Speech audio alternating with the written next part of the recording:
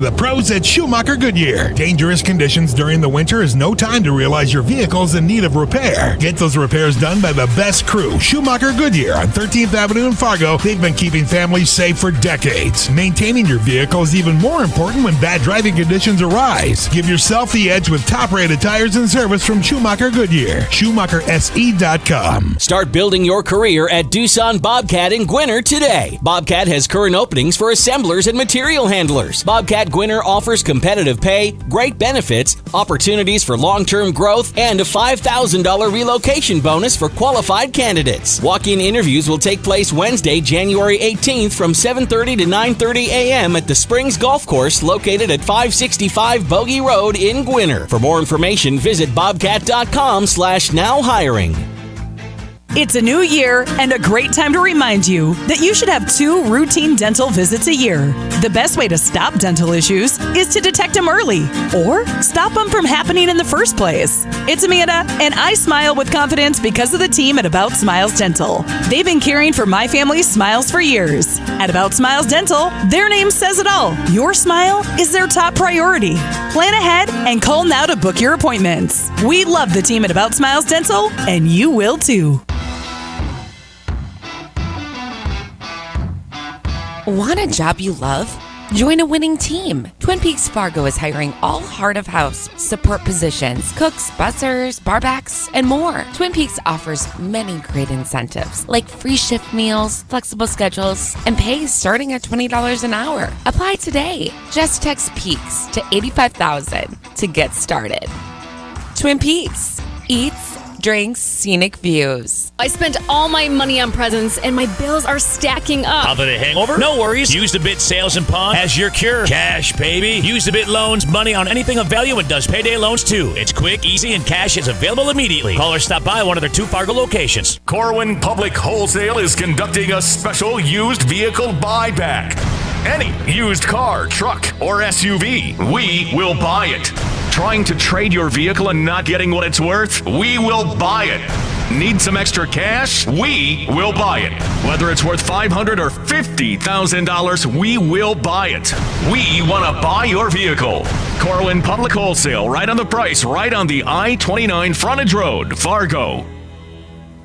Stop by Gateway Chevrolet and check out their great selection of in-stock Chevy cars and trucks ready for immediate delivery. Take advantage of invoice pricing on new 2023 Chevrolet Equinox and invoice pricing on new 2023 Chevrolet Silverados only at Gateway Chevrolet. Plus, find out about 2.9% financing on select Chevrolet models. That's right, 2.9% on select Chevrolets and invoice pricing on 2023 Equinox and Silverados at Gateway Chevrolet. Find new roads. Details gatewayfargo.com. KQWB, West Fargo, Fargo Moorhead, and KPFX, HD3 Kindred, Bison 1660. Powered by Gateway Chevrolet, Cadillac, Nissan, and Hyundai in Fargo. And here's what you need to know. Today is the deadline for college football players to submit their name for the NFL Draft, and after careful consideration, Ohio State quarterback C.J. Stroud has declared for the next level. So has USC receiver Jordan Addison. In the NFL, the Colts have requested an interview with Giants offensive coordinator Mike Kafka to be their next head coach, according to NFL media. Cleveland.com reporting Seahawks associate head coach Sean Desai is interviewing with the Browns today to be their next defensive coordinator. And ahead of tonight's playoff game against the Cowboys, the Buccaneers activated Pro Bowl center Ryan Jensen. He is expected to make his season debut tonight. Alabama basketball player Darius Miles has been arrested on capital murder charges along with another man stemming from a Sunday morning shooting that killed the 23-year-old woman. Miles is no longer on the team, according to the university. 4-time WNBA champion Maya Moore announced her retirement. I'm Nick Cope. You've got the Insiders. How you play today, from this moment on, is how you will be remembered. That's what living is. That's right. The 6 inches in front of your face. Bringing you what you need to know and a whole lot more. Topics you care about, guests you know, and the conversations you came to hear. The Insiders are presented by Proceed. Need seed? Think Proceed. This is your time. Now go out there and take it. Now, here on The Insiders. The Insiders. The Insiders. The Insiders. Insiders. Rob Hipp and Andy Rickoff. And we're back from the weekend, everybody. How we doing? It's a Monday on The Insiders for you. And the gang's all here. Doesn't happen all the time, but Andy, Rob, and Micah, for the first time in a long time, I feel like. Wait, Tuesday? We were all here on last Tuesday, right? Micah wasn't here on Tuesday, right? You were here Wednesday last week. I was here Wednesday. Yep. Wednesday, then missed Thursday. Yeah, so Wednesday. We haven't all been in the studio together since before Frisco. It's weird. Yeah. Did you notice that awkward pause there? Been a little while. Because it all just kind of hit us. Yeah. And here we are on a Monday. It gets you out of routine. Rhythm. It gets you out of routine and rhythm. But it's good to be back. Rhythm, routine. We're back at it. Yeah. Good to be back in. It's a winter wonderland outside again. The snow is falling and falling quite frequently throughout the day, as I believe it is supposed to. Plenty to get to on the show. Plenty to get to with all of you as well. Our phone lines are open. Our text line is open. Email open for you as well. 2-hour tour of some sports talk. After a super wild card weekend that concludes tonight with Rob Hipp's Cowboys on the road against Tom Brady and the Bucs, who have Ryan Jensen back, their starting center, which is huge for Tom Brady, I would think. Rob, we'll give you a whole segment later in the show to go through the game, but just your thoughts. As you wake up this morning, you know your team's future is on the line tonight. Let's be real. Okay. Let's start with being real. Let's be honest. As a fan, you always want your team to do great, right? Mm-hmm. Number one, when the season starts, you want your team to be right there in this position. We're there, okay? But now the realness starts to settle in. There is a gut feeling because you look at the past, and the past sometimes predicts what's going to happen in the future, and the Cowboys have a long history of not producing in the playoffs. As a fan, I believe that my team will beat the Bucs, but my gut is telling me, ha-ha, Rob, here we are. It's like that little devil on your shoulder saying, ha-ha, gotcha, you're not going to win again. That's how I feel today. Even though outwardly, I'm like, yes, it's Cowboys, Bucs, but that little devil in that gut is telling me, nope, not your year again. Mm-hmm. You have the nervousness. Especially, it's one thing to be confident, because you're supposed to be confident in your team. I'm with you there. I was confident in the Vikings yesterday. We'll get to that, don't worry. But you always have that feeling, and it's mostly because of the way the team or the franchise has performed in the past. Like you said, a long history of not much success or choking in the playoffs. It's the same thing for the Vikings. I mean, they've had those magical years where you get to the NFC title game and then really anything can happen, right? But they've never gotten to a Super Bowl, never really had consistent, deep playoff success. You know, going into next year, I'd be lying if I said that right now I feel like they're going to win the NFC North again next year because they haven't consistently proven they can. I think they got a very good chance to again next year, but it's going to be a tougher road for them. And they won a bunch of one-score games this year, which, you know, next year that might not happen that way. You're probably going to lose a couple of those. But you always do have that little feeling inside of you. When your team hasn't performed, well, it's probably the same thing for Chargers fans and Vikings fans and most franchises out there of, yeah, we haven't performed very well in this situation, so we're probably not going to again. But that 1 year out of every 10 or 12 years, you get that deep run kind of gives you some hope. Just a little glimmer of hope. Mm-hmm. But, you know, this is where you have to celebrate the success when it happens, because I think so many times we get wound up in not celebrating success because our team loses, but then we forget about all the success. I mean, go back to NDSU. A lot of teams would want to be in Frisco. The tradition is get there and win the national championship. There's a lot of disappointed fans. I mean, I'm disappointed. You're disappointed. Yeah. But I also have to take a step aside and realize what a successful run this team has had and continues to have, and they got to another FCS national championship. So you can't let that one bad apple, if you will, spoil the whole shebang, the whole rest of the bunch. Yeah, it's easy to say one loss doesn't define a season, but when that loss is in the playoffs, it kind of defines the season because the season then is over, and that's the last taste in your mouth. That's the last thing you will remember, and everyone has the massive overreactions and everything. But you know, those are playoff wins and losses, and that's kind of how it goes. But it doesn't define an entire season. I agree with you there. Let's just dive right into it, Micah. Let's do it. I mean, I walked in, and Rob just comes in and starts gloating and saying, "Ha ha! Look at you, your team sucks." He was very mean to us this morning. Just kidding, he wasn't, but. It wasn't fun. 17-0 still in play next year. Still, 17-0 is back in play. Back in play for 17-0 going into next year. Next year's our year. Famous last words of a Vikings fan and most fan bases. Vikings lose 31-24. They give the Giants their first playoff win in over a decade. First playoff win, I believe, in 11 years for the Giants. Hadn't been in the playoffs in 6 years. But they go into Minnesota. It's exactly what you thought it was going to be. It was going to be a one-score game. It was a one-score game. This time, though, the Vikings, who have been 11-0 in one-score games, lose for the first time in a one-score game. It's very Vikings-esque, Vikings-like fashion. I'm numb to it. Yep. I'm numb to pain, so I'm experiencing zero pain right now because used to it. Jesse of Big 98.7, Jesse, Amanda, and Gordo in the morning. A huge Packers fan, massive Packers fan. Sure, he had something to tell you. Very arrogant Packers fan as well. Came over this morning when I walked in, and he said something to me. I said, Jesse, there's literally nothing you can say. Like, you can gloat if you want, that's fine, but there's nothing you can say because as Vikings fans, we've experienced it all. I'm not overly upset. It sucked in the moment. It got over it very quickly, and you go on to the next year because you assume, like you said, you had that feeling in the back of your head, like you kind of assume something that can go wrong is going to go wrong, and eventually it did go wrong, and they lose it in crazy fashion, such as Kirk Cousins deciding on 4th and 8 with the season on the line. Let's throw it for 3 yards to our tight end, who's completely covered on 4th and 8, well short of the sticks. I believe we have the sound of Kirk Cousins after the game. Post-game press conference was asked about that 4th and 8. It's a final play of the game. If you don't get it, your season's on the line. 4th and 8, you threw it for 3 yards. Why'd you do that, Kirk? The show read there, saw single high, tried to work Justin, didn't feel good about putting up to Justin, and then when I went to progress, I just felt like I was about to get sacked, and I felt like I got to put the ball in play. And if I take, I can't go down with a sack, so I just thought I'd kick it out to TJ. And I had thrown short of the sticks on a few occasions in the game, and even going back a few weeks, and just felt like, just throwing short of the sticks isn't the end of the world. It's just, it's obviously tight coverage, so didn't have the chance to pull away. But I just felt like I was going to go down and take a sack if I didn't put it out.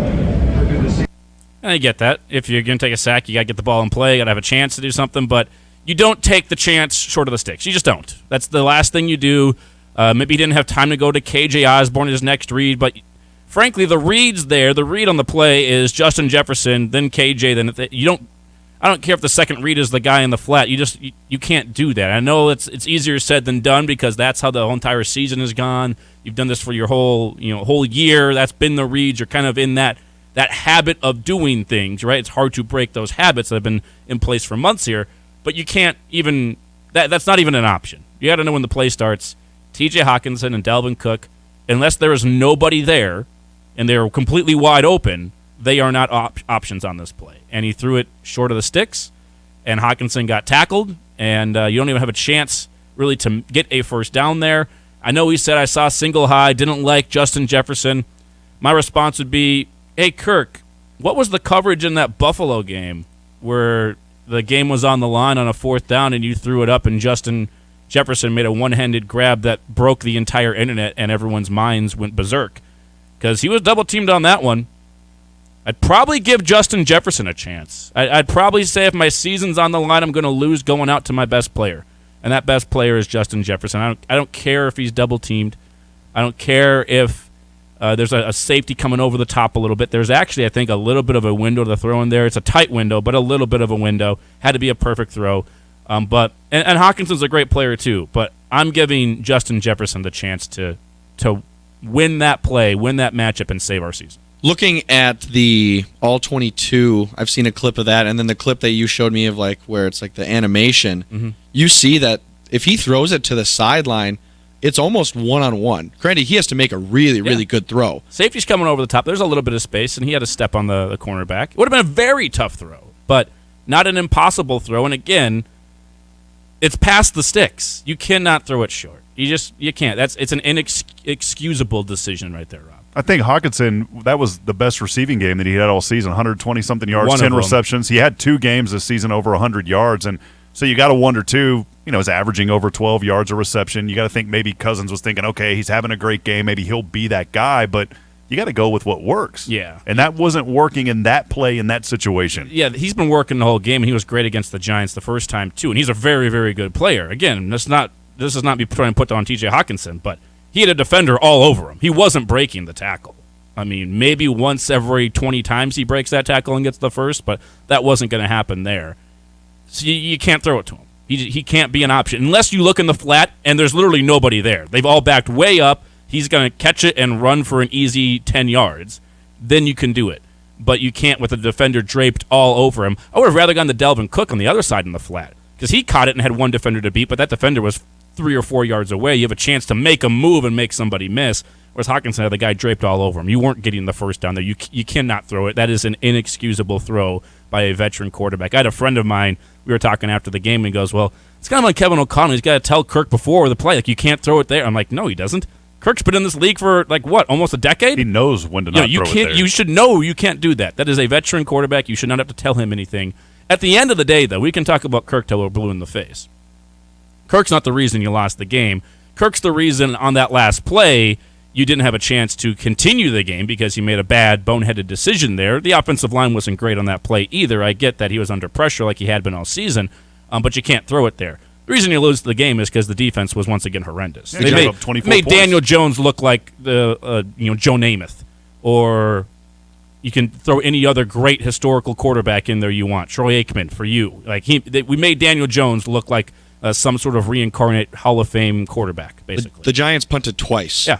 The entire game. They punted twice. Over 400 yards. At over 300 yards passing. He had like 70 yards rushing. We made Daniel Jones look like a Hall of Fame quarterback, and I guarantee you this next week he won't look anything like that because the Eagles have a requisite defense. There's a lot of things you can react to in the moment that are emotional, and you have the overreaction kind of thing. I don't think it's an overreaction to say Ed Donatel shouldn't be back as the defensive coordinator. It's not just that game. There was no signs of progress the entire season. You're looking for, and that's the thing about the Giants, they got better as the year went on. You kind of had this feeling like, okay, started hot, then kind of had a lull, but then they got better. You saw that they were improving as the year went along. Even the Vikings offense was improving. The Vikings defense, it never changed. From game 2, when they lost to Philadelphia, all the way to that game last night, or yesterday afternoon, they never stopped anybody in the passing game. Running games were up and down on them for most part, and the middle of the field was completely wide open. It never changed. Are we putting more blame on Ed Donatel or the personnel that's on the field? I don't think either are very good. I'd probably go that direction. I think you've seen that personnel with 2 different coaching staffs now, and you've seen similar results the last 2 seasons. So there probably does need to be some personnel changes. I won't disagree there, but again, Ed Donatel never did anything different. It never got better. You never found any sort of momentum, and I think you need a different voice there, and someone that maybe is a little bit younger. I don't know if the game's passed him by, or maybe calling plays was too much, because I don't believe Ed Donatel's ever called plays before. He's been a defensive coordinator before, but Vic Fangio's always been there with him too, and Vic Fangio, I believe, is calling the plays in Denver defensively when Ed Donatel was there as a DC and other stops as well. Maybe he has, but it just seems like Ed Donatel didn't have a clue of how to stop anybody, because they weren't just getting plays. They had that like long 11-minute drive, but for the most part, they had these big explosive plays where receivers were wide open. I mean, there wasn't anybody in the picture when they caught the football. So there's something, and that had been a problem all year, and it hadn't gotten better. So I'd probably move off of Ed Donatel. And there was a moment in the middle of the season, I think it was after the Lions game, or after the Vikings gave up like 4 or 5 straight games of 500 yards in the middle of the season, and then it seemed like they started playing just a little bit more man, and I think it looked like they got caught in man just a couple of times where they have those crossing routes in the middle and the guys are getting caught and then leaving guys wide open on drag routes, crossing routes, whatever you want to do. And part of that too is I think Patrick Peterson was getting picked on a little bit the last few weeks, last probably 3 weeks or so. Other cornerbacks not great either. Harrison Smith was dealing with a couple of injuries. He wasn't 100%, and he's a little bit older. Eric Kendricks is quite a bit older. That's the thing if you're a Vikings fan that probably hurts a little bit more than in other years, is because this core, if you want to quote-unquote use the word core, like Eric Kendricks, Harrison Smith, Daniil Hunter, Patrick Pearson's not really a piece of the core, but he's a guy that's been there for a couple of years. Like, that part of the defense probably is not going to be back next year. Other than maybe Harrison Smith, I'd be up for bringing back next year. But like Eric Kendricks, I think you can move off of. Darius Smith, like I don't know if you're going to be able to bring him back. Dalvin Tomlinson, Daniil Hunter was effective, but not. I don't know if he fits the defense. If you want to keep this type of scheme, I don't think he's an outside linebacker. I just don't think he fits that scheme. So I don't know if you should bring him back if you're going to continue to play the type of defense you're wanting to play here. So that's probably what hurts a little bit more. And then when you go on the offensive end, Adam Thielen, is he going to be back? Because he's going to take a massive pay cut to be back. I think that's fair to say. And he will probably wants to stay a Viking for his whole career. I could see that happening. I think the team wants to bring him back just on a different deal. Dalvin Cook may or may not be back too. There's a lot of changes that will be coming to this Vikings team going into next year, which is probably why it hurts a little bit more than other years. I think the defense is absolutely where it starts, and all of this talk about their defense and just how terrible that they've been this season. Let's be honest, it's been terrible. It reminds me a lot of the years when Tony Romo was at Dallas and everybody bashed Romo, but I always said it was the defense. They gave up too many points, too many yards, and if you go back and look at the final 3 statistical categories for Minnesota this year, they finished 20th out of 32 teams, giving up 123 yards on the ground. Not super terrible, but where it gets really bad, second to last in the league, giving up 279.8 passing yards, and overall second to last in the league with their defense giving up 388.7 total yards. When you finish up a season, getting into the playoffs, giving up those kind of numbers, there's going to be changes at that defensive side, and I think it starts with the coordinator. I would move off of him. That's what I would personally do. And Kevin O'Connell is a young coach. This is one of those decisions you got to make as a head coach. And first year, we'll see what he does here. I have a lot of friends and other fans I saw online were saying they should have fired Ed Donatell mid-season. I think that's a little bit rash because it's hard when you're a first-year head coach to fire someone when you're winning games. Like, yeah, maybe the defense wasn't doing super well, but you're winning games first off. And if you can quickly get a moniker of a guy that fires people quickly, and then other great defensive coordinators maybe are like, I don't know if I want to coach there because I see a lot of holes on that defense. It's not very good, and you've shown an ability or a willingness to fire people very quickly. That was the problem for Mike Zimmer.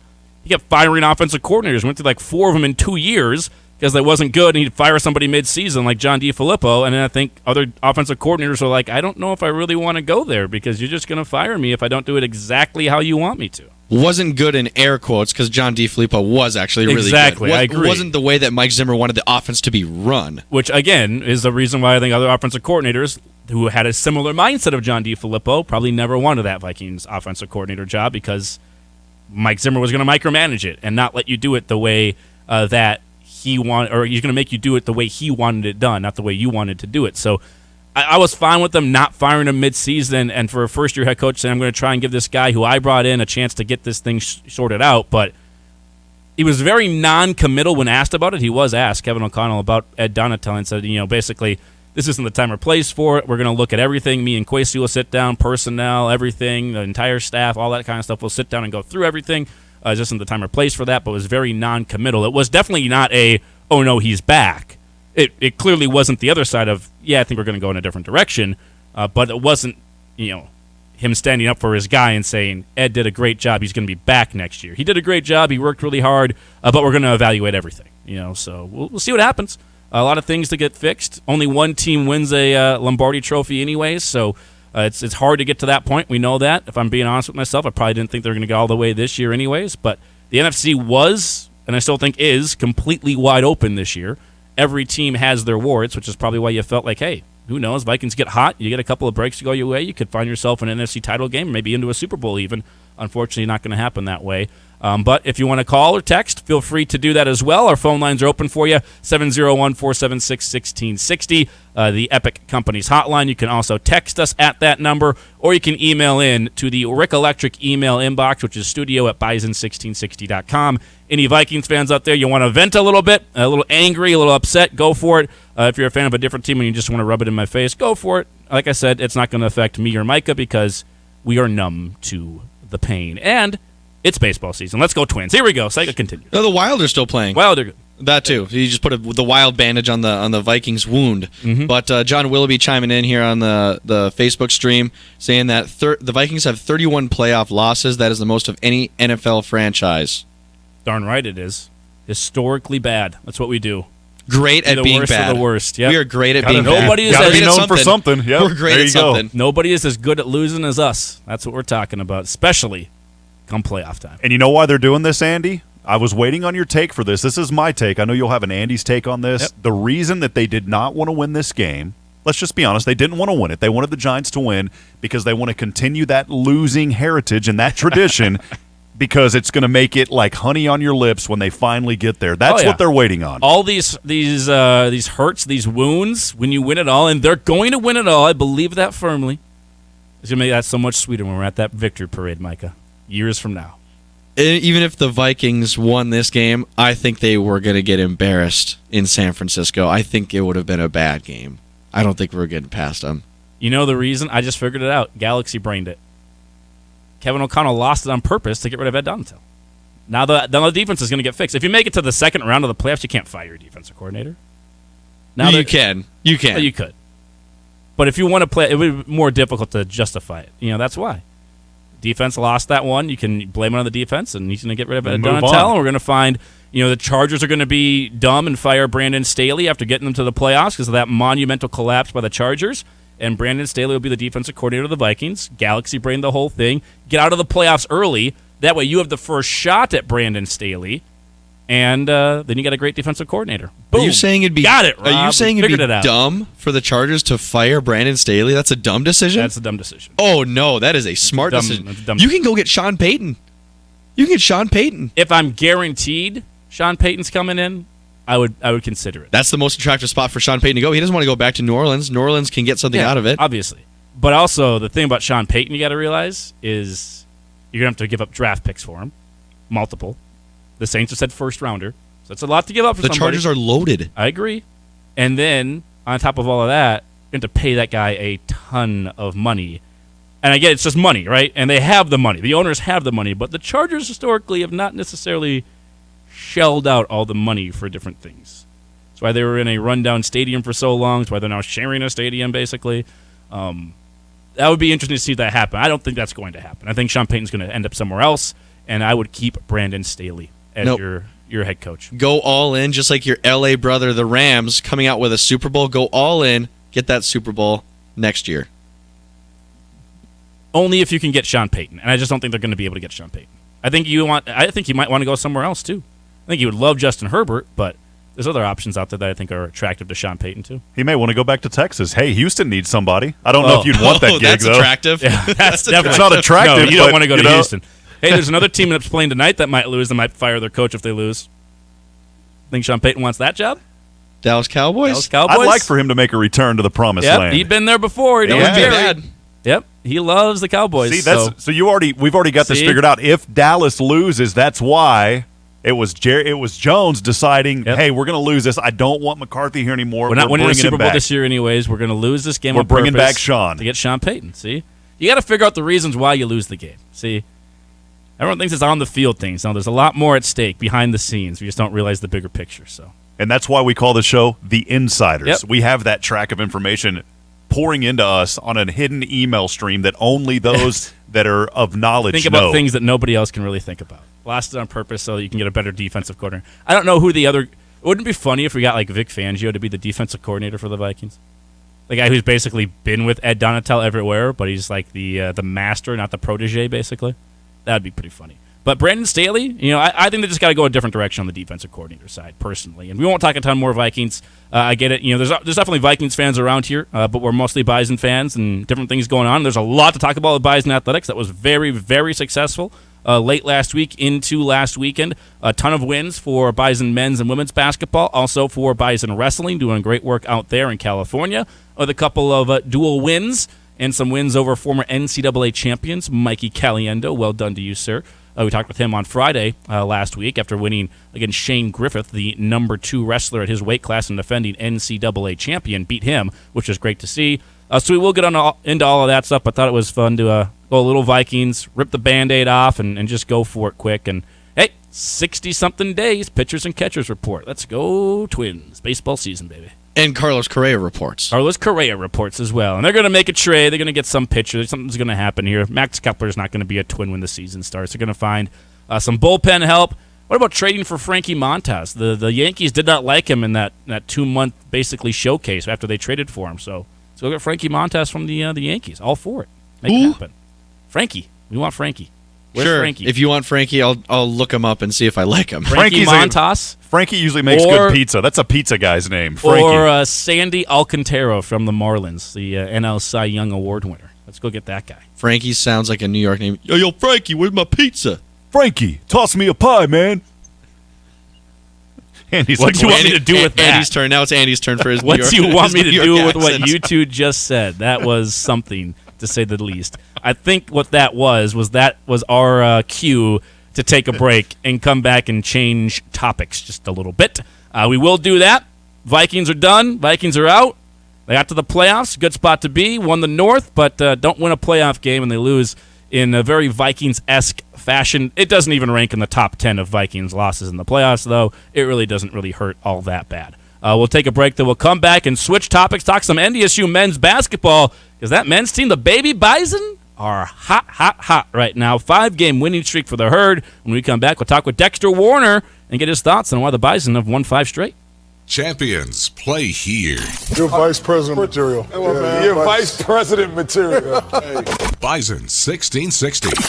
I think what makes Proceed win is we're different than the other companies in many ways with our programming, our simplicity, our non-corporate attitudes, and our personal relationship building. What Proceed is, we bring back the old-fashioned seed buying experience. We're true seedsmen. We care about everything from the sale to the planting to following up afterwards. That's what we're all about, is just trying to bring that experience back to a personal level. Need seed? Think Proceed. Proceed.net. Great seed at a reasonable price. The Start Something New sales event is going on now at Corwin Chrysler Dodge Jeep Ram. Drive off in a new Ram Bighorn truck with financing as low as 1.9% and up to $9,000 off in rebates. That's 1.9% financing and up to $9,000 off on new Ram Bighorn. That's not all. Save up to $4,000 off new Jeep Grand Cherokees. Your new vehicle is waiting for you at Corwin Chrysler Dodge Jeep Ram. Shop online, corwinauto.com. Here on Bison 1660, we love delivering the latest Bison news, but we also love our studio home. Back inside our fantastic studio. You can't beat this one, folks. We love this place. Now our home has a new name, the Therrelson Ethanol Broadcast Center. Live shows and the latest coverage of NDSU athletics. Director of Athletics Matt Larson joining us. Head coach Matt Entz with us in studio. It's all presented by Therrelson Ethanol, helping North Dakota lead the energy revolution. Join their growing team by visiting TherrelsonEthanol.com. Jeremy here at Horsch in Mapleton. Did you know that Horsch manufactures premier planting, seeding, and tillage solutions right here in the FM area? We are proud to be a family-owned business based out of Germany and would love for you to join our team right here in Mapleton. We offer competitive pay, full benefits, and paid family time from Christmas to New Year's. Please visit Horsch.com to view our current openings. Dakota Refrigeration, now known as DRI, has been serving Minnesota, the Dakotas, and Montana for over 4 decades. Locally owned and operated since 1974, DRI is a full-service source for your refrigeration, heating, ventilation, air conditioning, and electrical service needs. From the entryway to the kitchen, from hot to cold, from dreary to bright, DRI has you covered. DRI, formerly Dakota Refrigeration, with locations in Fargo, Bismarck, and Minot, online at dacref.com. The new year brings new goals. This is Scott Zlondik with Cornerstone Bank. This is a great time to review your ag operation financing for the year. Cornerstone Bank offers an experienced team that you can turn to as you navigate through 2023. We're a locally owned and managed community bank. We've been specializing in ag banking for generations. We find the best financial options for business, ag operations, and your personal needs. Come see us at Cornerstone Bank and go Bison. Member FDIC, Equal Housing Lender. Missed portions of today's show? Go to Bison1660.com to listen to the podcast or find us on Facebook and Twitter at Bison1660.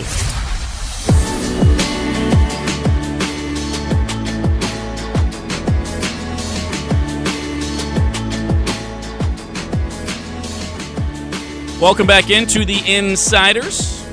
Andy Rickoff, Rob Hipp, Micah Bindi with you. The show, as always, brought to you in part by the great team at Men's Hair Company, menshairco.com, your home team for haircuts, waxing, beard shaves, and more.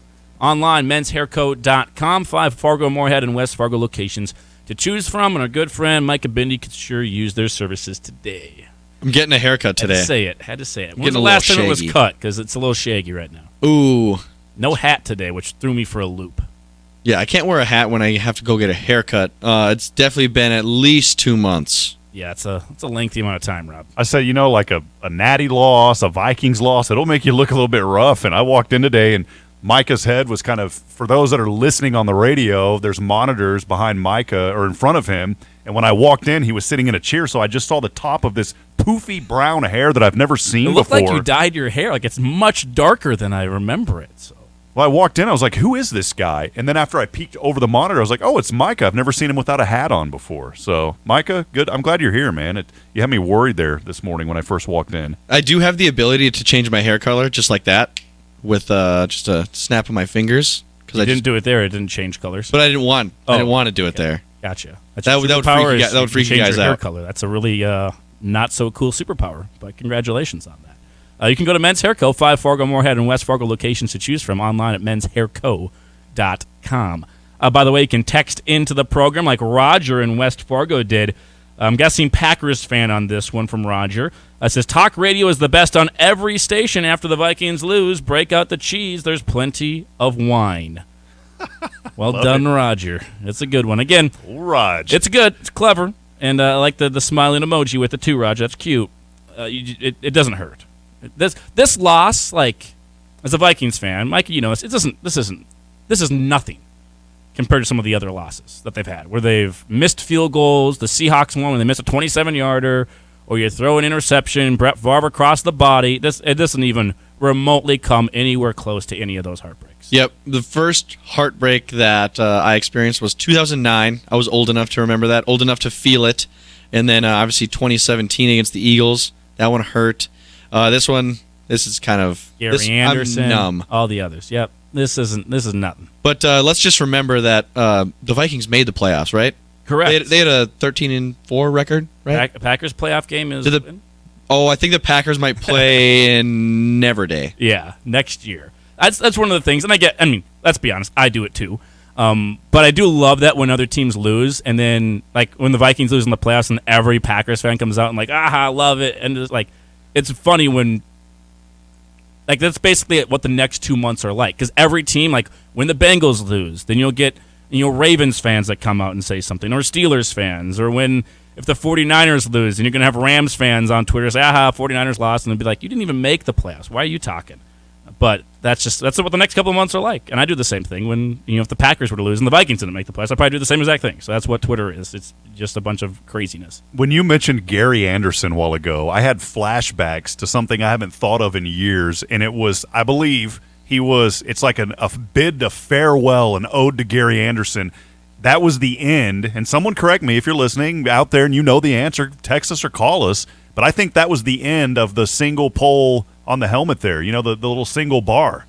Because Gary Anderson was the last kicker that I can ever remember that had the single bar on the face mask. No idea. No clue. But that's what I think of. For some reason, it popped into my head. The single bar is iconic. Yeah, and it was Gary Anderson. It should come back. I think it is iconic. I would do it again. But kickers should have to be required to do single bar just so we can see their face. Then we know if we either like them or hate them, whether they're making kicks or not making kicks. Easier to see their face. I think you can see their face just fine either way, but single bar is just more iconic. It looks like it makes you stand out.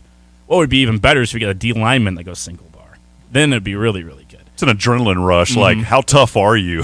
I'm going to wear the single bar. Imagine the hands to the face that you get. Like, you're actually getting it in your face instead of like just you get a hand caught in there possibly. Someone stiff arm. Sounds like a lot of pokes in the eye. That's exactly what I was thinking. Well, you should get as a kicker that goes single bar but also with a visor. Single bar visor. That'd be pretty that'd be pretty dope. Great new trends. It really would be. We'll have Dexter Werner on here in just a little bit. Here with you on the Insider is brought to you inside of our Theraldson Ethanol Broadcast Center. Theraldson Ethanol online at theraldsonethanol.com. Produce 175 million gallons of ethanol per year and roughly 400 tons of livestock feed per year as well. Also today at noon, very excited about this. Send in your questions for the athletic director, Matt Larson. He'll be on the program coming up at noon today. We'll get his thoughts on this football season. You revisit everything that happened before the season as well with the changes to the game day atmosphere or game day experience, if you will. You had that Bison Corral in the tailgate lot. Obviously, alcohol sales in the Fargo Dome for the first year. The T-shirt cannon, other things that were going on. The Gatling gun, I should say, not the T-shirt cannon. T-shirt Gatling gun. other things that were going on as well. Get Matt's thoughts on how all of that went this year. If you have any thoughts on that, what do you think about the alcohol sales in the Dome? How do you think all that went? How do you think it can be improved? What's the next steps? What else can be done in the Dome? Send those our way. Text them to us, 701-476-1660. You can also email us, studio@bison1660.com. We'll have Matt in here for the entire hour and go over all that stuff with football. Obviously, men's and women's basketball and wrestling having a great stretch of form right now, if you will, and playing really well. Talk about those and what's next for the future of the FCS and NDSU athletics. Looking forward to having Matt. Whenever you mentioned a while ago, Andy, about what could be improved on the alcohol sales, I just give it away for free. That's about all you can do is just give it away for free. I'm sure someone will say the prices or something like that, but do you need more? Does there need to be more locations where you can get them at? Does something need to be improved that direction? If you have any thoughts on that, again, send them our way. Or what's the next steps in your opinion? There's a lot of people who have said Fargo Dome remodel. What would you remodel first? What are your thoughts on all that kind of stuff? I will throw some of that at Matt Larson if you want to send them our way. I see Darla Jean's already emailed in. Some people also leaving other tweets and or text messages, so we'll make sure we get to those when we have Matt Larson in for the entire noon hour. Make sure you give us your thoughts, and we'll try and relay those to the athletic director. I got a random text message from Bill Schoening, the voice of the San Antonio Spurs. He was in Tennessee, I believe it was, and he sends me a picture, and guess who? This is how small the world is. Sends me a picture, has a Bison fan around his arm. Guess who it was? Darla Jean. No way. Unbelievable randomness. He goes, I just ran into some really great Bison fans. And I said, Bill, that's Darla Jean. We know her very well. Yeah, she's one of the best. So. Kind of crazy all the way in Tennessee, and then you get a random from your mentor. Game? Yeah, no, it was a basketball game. Yeah, they were on the road. Okay. Taking on like Memphis or something? So it was neat how all that worked out. Yeah. This hour of The Insider is brought to you by Rick Electric. When you need electrical work, you need Rick Electric. For over 56 years, Rick Electric has been providing excellent electrical services for homes and businesses. Visit them online at rickelectric.com. Bison men won 5 straight. We'll go over how they've done that, and the Bison women with 2 more wins at home. We'll go over all that stuff when we come back here on The Insiders on a Monday, brought to you by Proceed. Always having a good time, but never letting it get out of hand. I approach you from the front and kind of like, wow, this dude's pretty serious. Then I walk away and you're like, he likes to party with 2 R's. You got The Insiders on Bison 1660. Everybody wants to save on their utility bills, but nobody realizes that one of the best ways to do that is to clean your air ducts. This is Marcus with Steamatic, and when your heating and cooling system is contaminated with dust, mold, or mildew, it will cause your furnace to work harder. Steamatic cleans your entire duct system, making it easier for the airflow to move smoothly, which saves energy and money. Call Steamatic today for cleaner, healthier, more affordable air. Steamatic, call 232-4707. When it's time to find a realtor, word of mouth is important, and Todd Cattermas with Beyond Realty is a name Bison Nation says often. Todd has helped everyone from coaches and administrators to broadcasters and former players and their families buy homes in the FM area. So many in Bison Nation trust Todd to buy and sell their homes, and you can too. Call Todd Cattermas with Beyond Realty today or visit him at 4832 Amber Valley Parkway in Fargo. Todd is a proud partner and the preferred realtor of NDSU Athletics. Todd Cattermas with Beyond Realty, moving the herd one home at a time.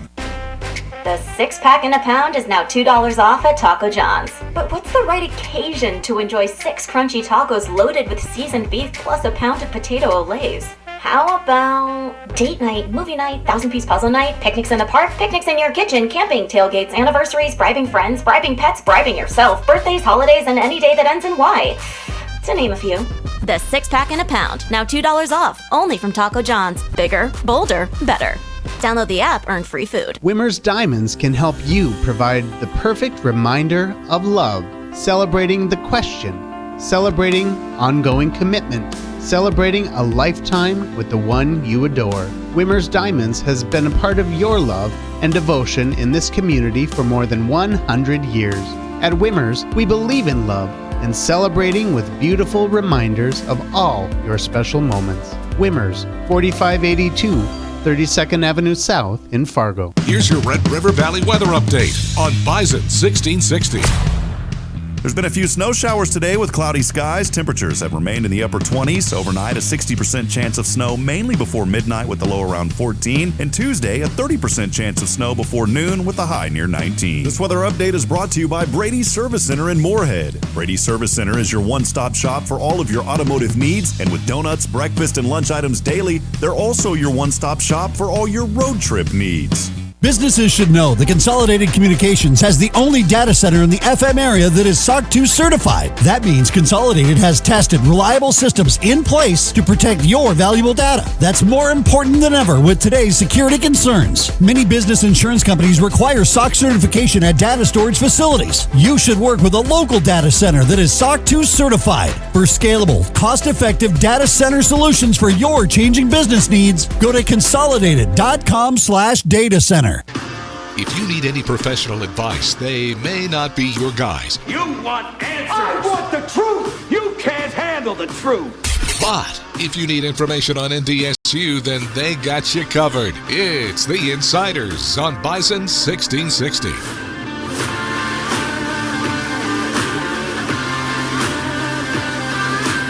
You can watch our shows live on Facebook on our Facebook page, Bison 1660 there on Facebook.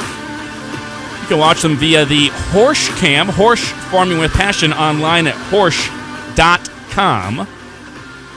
Again, on the Facebook page, Bison 1660. You can leave a comment there as well. Let's jump on over to our Epic Companies hotline, though, and talk some NDSU men's basketball with Dexter Werner, the color analyst on the Pioneer Seeds Bison Radio Network, alongside Rob Hipp for all the men's games. And that men's team is hot right now. The Baby Bison have won 5 straight and looking really, really good right now in Summit League play. Dex joins us now. Sir, great to have you on once again. We've got to get you back on the call with Rob. It's been a little while since you've seen Rob, hasn't it? Oh, I know. It's good to be back. Everybody... That's what I said. That's the beautiful thing about conference. You know, I don't have to see Rob once every 6 to 8 weeks. We get to call some more games, so looking forward to it. D-Dub, it's going to be good to sit back next to you. Did I hear that correctly? You said it's like I don't enjoy sitting next to Rob. Is that what I just heard?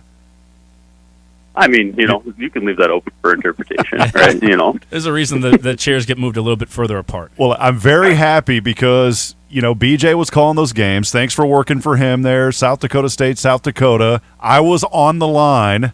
I was worried. My job was on the line, but I went 2-0. So job security back in action now after the Bison taking care of business there, Dex. Yeah, I mean, talk about a big homestand for those young guys just stepping up, and those are 2 huge wins. And you know, I know that Rob's coming from some Sam Houston basketball, so I've been telling Rob how excited he should be for the 2 big ones they ended up missing for Frisco. But yeah, it was a great weekend. They played some good team basketball, which is kind of what you and I have talked about, Rob. Just waiting for, you know, have a few guys have things clicking on the same days, and that's what they've been doing. And you know, it's led to some wins here, which is awesome. Yeah, those 2 games in particular, you hate to miss SDSU and USD, and hopefully after this year, they won't be putting those games during the holiday break where students are off campus and everything. We've talked to the commissioner about that. Hopefully this is the last year of that for a long time when you got these big-time games around the same time as the holidays with less people there maybe in town, especially the student section. But going back to those ones against South Dakota State and against South Dakota, getting the wins 65-59 and 73-61, just what was it about those 2 games? What was different in those 2 games than maybe during that non-conference portion of the season, in your opinion? I think we just saw a new level of intensity from the guys really all across the board, and I really do think it started for them on the defensive end. We saw, you know, I mentioned it during the game calls too, but I thought Jakari White has just been brilliant on the defensive end, and I think that's helped spark a lot of things. And you know, they're getting stops. That means they're able to get out and run a little bit more. They've been doing great getting out in transition and moving the ball up the floor. And then when you're getting out in transition, scoring a little bit more, you're getting stops. It's also helping take away some transition from the other teams that you're playing against. So they're able to get their defense set up. And it kind of goes full circle. But I think it's all started on the defensive end of the Bison. You couldn't have said it any better whenever you think of Jakari White and just the intensity he brings. And, we call it on the radio and we describe how fast he is going up and down the court, but he's forcing a lot of turnovers. And then another guy who has really been impressive, and I wanted your thoughts on him, is Damari Wheeler-Thomas. There was a stretch where he went 3 games, only 1 turnover, close to 120 minutes. He had 4 turnovers in the previous matchup, though, there at Omaha. But what have you really liked about Damari Wheeler-Thomas and how he continues to bring that high level of intensity as well? Yeah, I think that Damari is just getting really comfortable in the system, and I think that can be an easy tendency for these younger guys and guys that are new to systems and programs. Is you feel like you have this capability to go score at a certain spot or do some things, and it's not that they're necessarily bad things to be doing, but understanding time and possession of shots and scoring, I think has been huge for Damari. He looks more opportunistic with his scoring, and I think he's getting better looks, which helps him. And then, on top of that, when you're being smarter about your shot selection, he's doing a great job setting other guys up, and he's got that speed and quickness where he can kind of get them going. And he's been the front runner on that fast break a lot, so he does a great job getting guys out going. And a lot of the times when he gets in his transition, he's looking to pass and drop that thing off because he's starting to understand that when you're a smaller point guard, once you start playing at a higher level, you can't just go finish in the lane over the trees all the time, as I like to call it. So he's done a great job making reads in transition, and overall, for the most part, he's done a great job taking care of the ball. And Dexter Werner here with us, breaking down this 5-game winning streak for the Bison.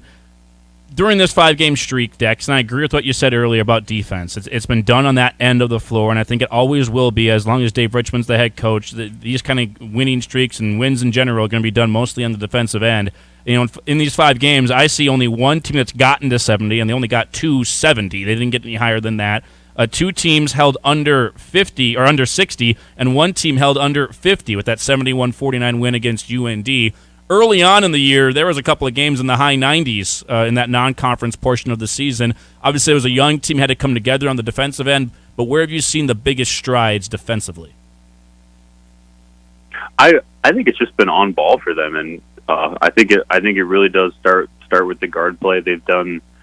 I've been able to see some adjustments that they've made guarding the ball with how they want to guard screens, how they want to send them off, and what the big guys are going to do on like the hedge and recover if they're hard trapping, some stuff like that. So I think that's kind of what I talked about with a younger team, right? I mean, if you got 2 guys coming off a ball screen, there's a lot of communication and cohesion that has to go on with all 5 guys for those rotations to go correctly. So I think that could be the aspect a little bit where guys are just finally getting comfortable rotating off of each other and knowing that Morgs is going to hedge the screen like this, so I'm gonna jump to this gap and go back a hair later than I might with someone else. So just different reads where I think as you continue to play together, you get more comfortable making those adjustments, and they look pretty dang comfortable right now. Dexter, Bison on that 5-game win streak, and huge one coming up on Thursday here back at home at the Shills, battling Oral Roberts. No love between these 2 teams. What are you looking forward to in this matchup? What do the Bison have to do to continue that win streak? Well, I think if you look at Oral Roberts, obviously the big thing that jumps out at you is Max Asmus. He's, preseason favorite for Player of the Year, and he's got a heck of a career going. But it's kind of what we've talked about before, Rob. What makes teams great teams in the Summit, not just good individuals. Oral Roberts has a team that contributes all across the board, and I think the perfect example is looking at Oral Roberts. I think it was 44-point win over South Dakota State, and Asmus only had like 8 points, right? So if you look at a team like that, even if Asmus is off, a lot of your defensive focus is going to go to Max Asmus. He's just the type of player that demands that. But then you also have to still be able to rotate out of those focal points on your defense and guard other guys, because they got a bunch of other guys that can contribute too. And as a whole team, they're dangerous. So that's I think that's what makes them such a tough matchup. And something else that makes them pretty dangerous is they got a new guy, Connor Vanover, who we haven't seen yet, but we've seen the stats and seen some video of him. He's definitely a difference maker for them. 12.4 points per game, 6.5 rebounds per game. Also has 60 blocks on the season. a 7'5" big man, Connor Vanover, the transfer over from Arkansas, also shooting it at 33% from three-point range at 7'5". What challenge is that going to present for guys like Grant Nelson and Andrew Morgan, who are not used to being small comparative to other players, but you stand next to Connor Vanover, just about everybody is small. Yeah, I mean, talk about the term that gets thrown a lot around right now is unicorn. That seems to be the kind of catch-all for these big guys that can do some things that you're not used to seeing them do. So it's definitely going to be a big challenge for those big guys to step up. And I think especially, if you look at a guy like Grant Nelson, why he's a tough matchup as well is a lot of these big guys, they're not used to guarding someone who's their same size or bigger, but then you also got to be able to get out and contest them on the three-point line. So that definitely makes it a more unique matchup, but I'm hoping we can see the guys step up to that. Dex, is it fair to say that this game versus Oral Roberts is kind of a litmus test? Can you really evaluate the team at this point in the season and say, okay, here's where they really are? Yeah, I think it's going to be a great matchup just to see, how they can continue to carry on what they're doing, and can you take it against one of the top teams in the league, the top team in the league, and I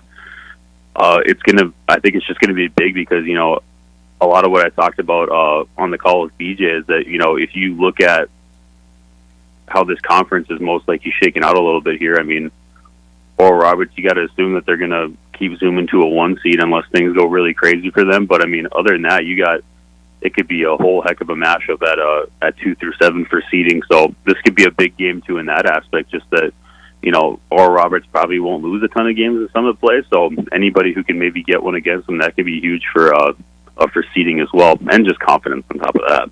Yeah, I completely agree with you. I think you've seen Oral Roberts kind of separate themselves from the pack here so far. But NDSU, a couple of losses early, 5 straight wins here. You have SDSU has been very inconsistent. USD, some of the other teams we thought were going to be top teams. No one's really taken control of the other top spot. And obviously we know there's 2 of those top seeds that get a day off or an extra day off there at the Summit League tournament. You don't have to play in 3 straight days. You get 3 games in 4 days instead. So definitely that second seed would be an important one if NDSU can track that down. Dex, always appreciate your time, sir. Appreciate you coming on with us here once again. We want to make sure we do this every week throughout the basketball season here, but looking forward to getting you on the call with Rob Hipp once again inside the Shack. Should be fun. Yeah, there we go. We'll see you guys on Thursday. I'm excited to get back at it. There you go. Dexter Werner, nice enough to stop by and give us some of his time. Will be a great game. And Oral Roberts is a phenomenal team, have been for a while, and they do things every year that makes them better. It's like, okay, you had Max Asmus and Kevin O'Banner. Oh, Kevin O'Banner leaves, you kept Max Asmus, and you added some pieces to it, and then they were really good again. And then, what we're going to do in this offseason, we're going to get another transfer. We're going to get the 7'5" guy and try and throw him into the mix. Oh, and he can also shoot 33% from 3. Like, I know Max Asmus is a problem, and he is. Bowden Skunberg has frustrated him a couple of times. Hopefully Bowden can do that again.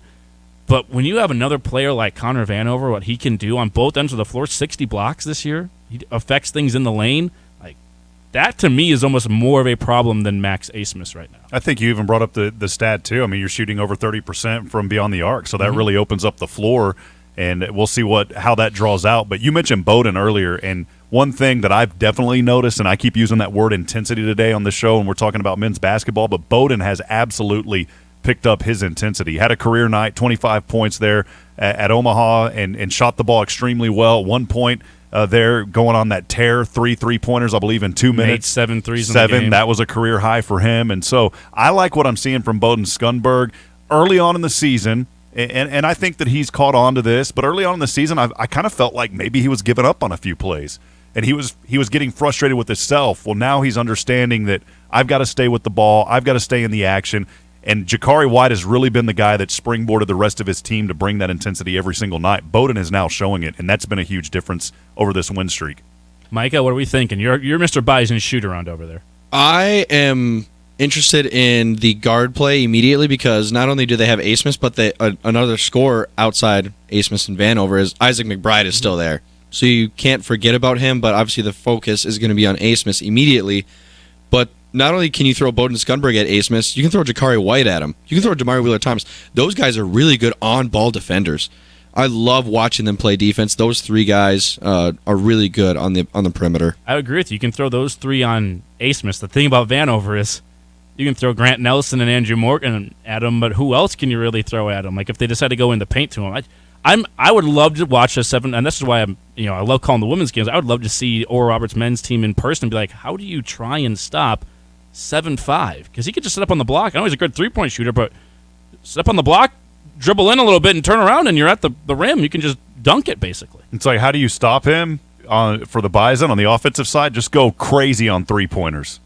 That's how you stop him. You just keep him out of the mix and say, you know what, we're going to have a phenomenal night from beyond the arc. I'd like to see. Let's have the Bison go 18 of 20 from 3-point land. Can we do that, Micah? Usually I say you just front the post. Front it. Don't let him catch the ball. Keep it away. But you can just throw it over the top. He's 7'5". It's difficult to keep the ball out of his hands. It is. And when it's not in his hands, getting him off the offensive glass. Yes. From getting second chance points. And I think an underrated thing, like when Grant Nelson and Andrew Morgan aren't in, Joshua Strite is an aggressive rebounder. I think he's so good at rebounding on the offensive, both ends of the floor.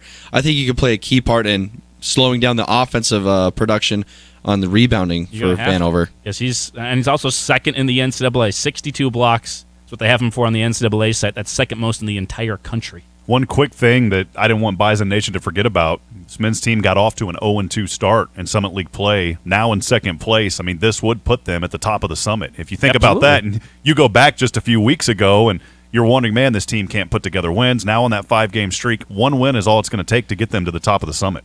But Oral Roberts is still undefeated, so I think they would still be half a game behind Oral Roberts. They'd be up there, but I mean, you're right there. They're in the right mix. there. Yeah, they would still be behind Oral Roberts, but again, it's top 2 seeds is really what you want. You want to be one of those top 2 because then you get the day off in between your first game, then you get a day off, then you play 2 more at the tournament. We all know how that thing works, so you want to be one of those top 2 seeds. If you win this one, it gets you then to 6-2, and I think would give you a little bit of separation, hopefully, between South Dakota State, who's at 4-2 in the conference right now, but also, like you said earlier, Rob, I don't know if there's going to be a lot of teams this year in the Summit League that are going to beat ORU. So you get a win against them, you feel like you have something, you're one up on everybody else in the conference. So that's big to get a win against these guys. Pack the shack, make it a good environment. We all remember what happened the last time these two teams faced off. Got a little feisty at the end. We get that, which means, fans, you can make a difference. We all know it. We've seen it. We saw that last year. You can make a difference. You can frustrate them. You can frustrate Paul Mills. You can frustrate the entire coaching staff and players a little bit. So get out there, pack that place on Thursday, make it a raucous environment, and let's go get a Bison win, huh? Let's do it. GoBison.com, get your tickets, come out there, and I'm looking forward to that atmosphere because we've been traveling so much. It's good to be back at home and to see that atmosphere. I think it's going to be chaotic. It's going to be exciting, and I can't wait for the fan base just to go nuts. I'm looking forward to it too. And the women's basketball team on the road, taking this show on the road for a little bit for a couple of weeks, trying to stay in second place as well. They're second place in the Summit League. But a great week, great season to be NDSU basketball fans and on the teams as well. And wrestling, too. Don't forget about wrestling. They had some great wins over this last week against Stanford and then Cal Baptist, too, and some great individual performances. We'll talk about all that stuff in hour number 2 of the program and a whole lot more. Send your questions on in as Matt Larson pops in to join us for hour number 2 of The Insiders here on a Monday.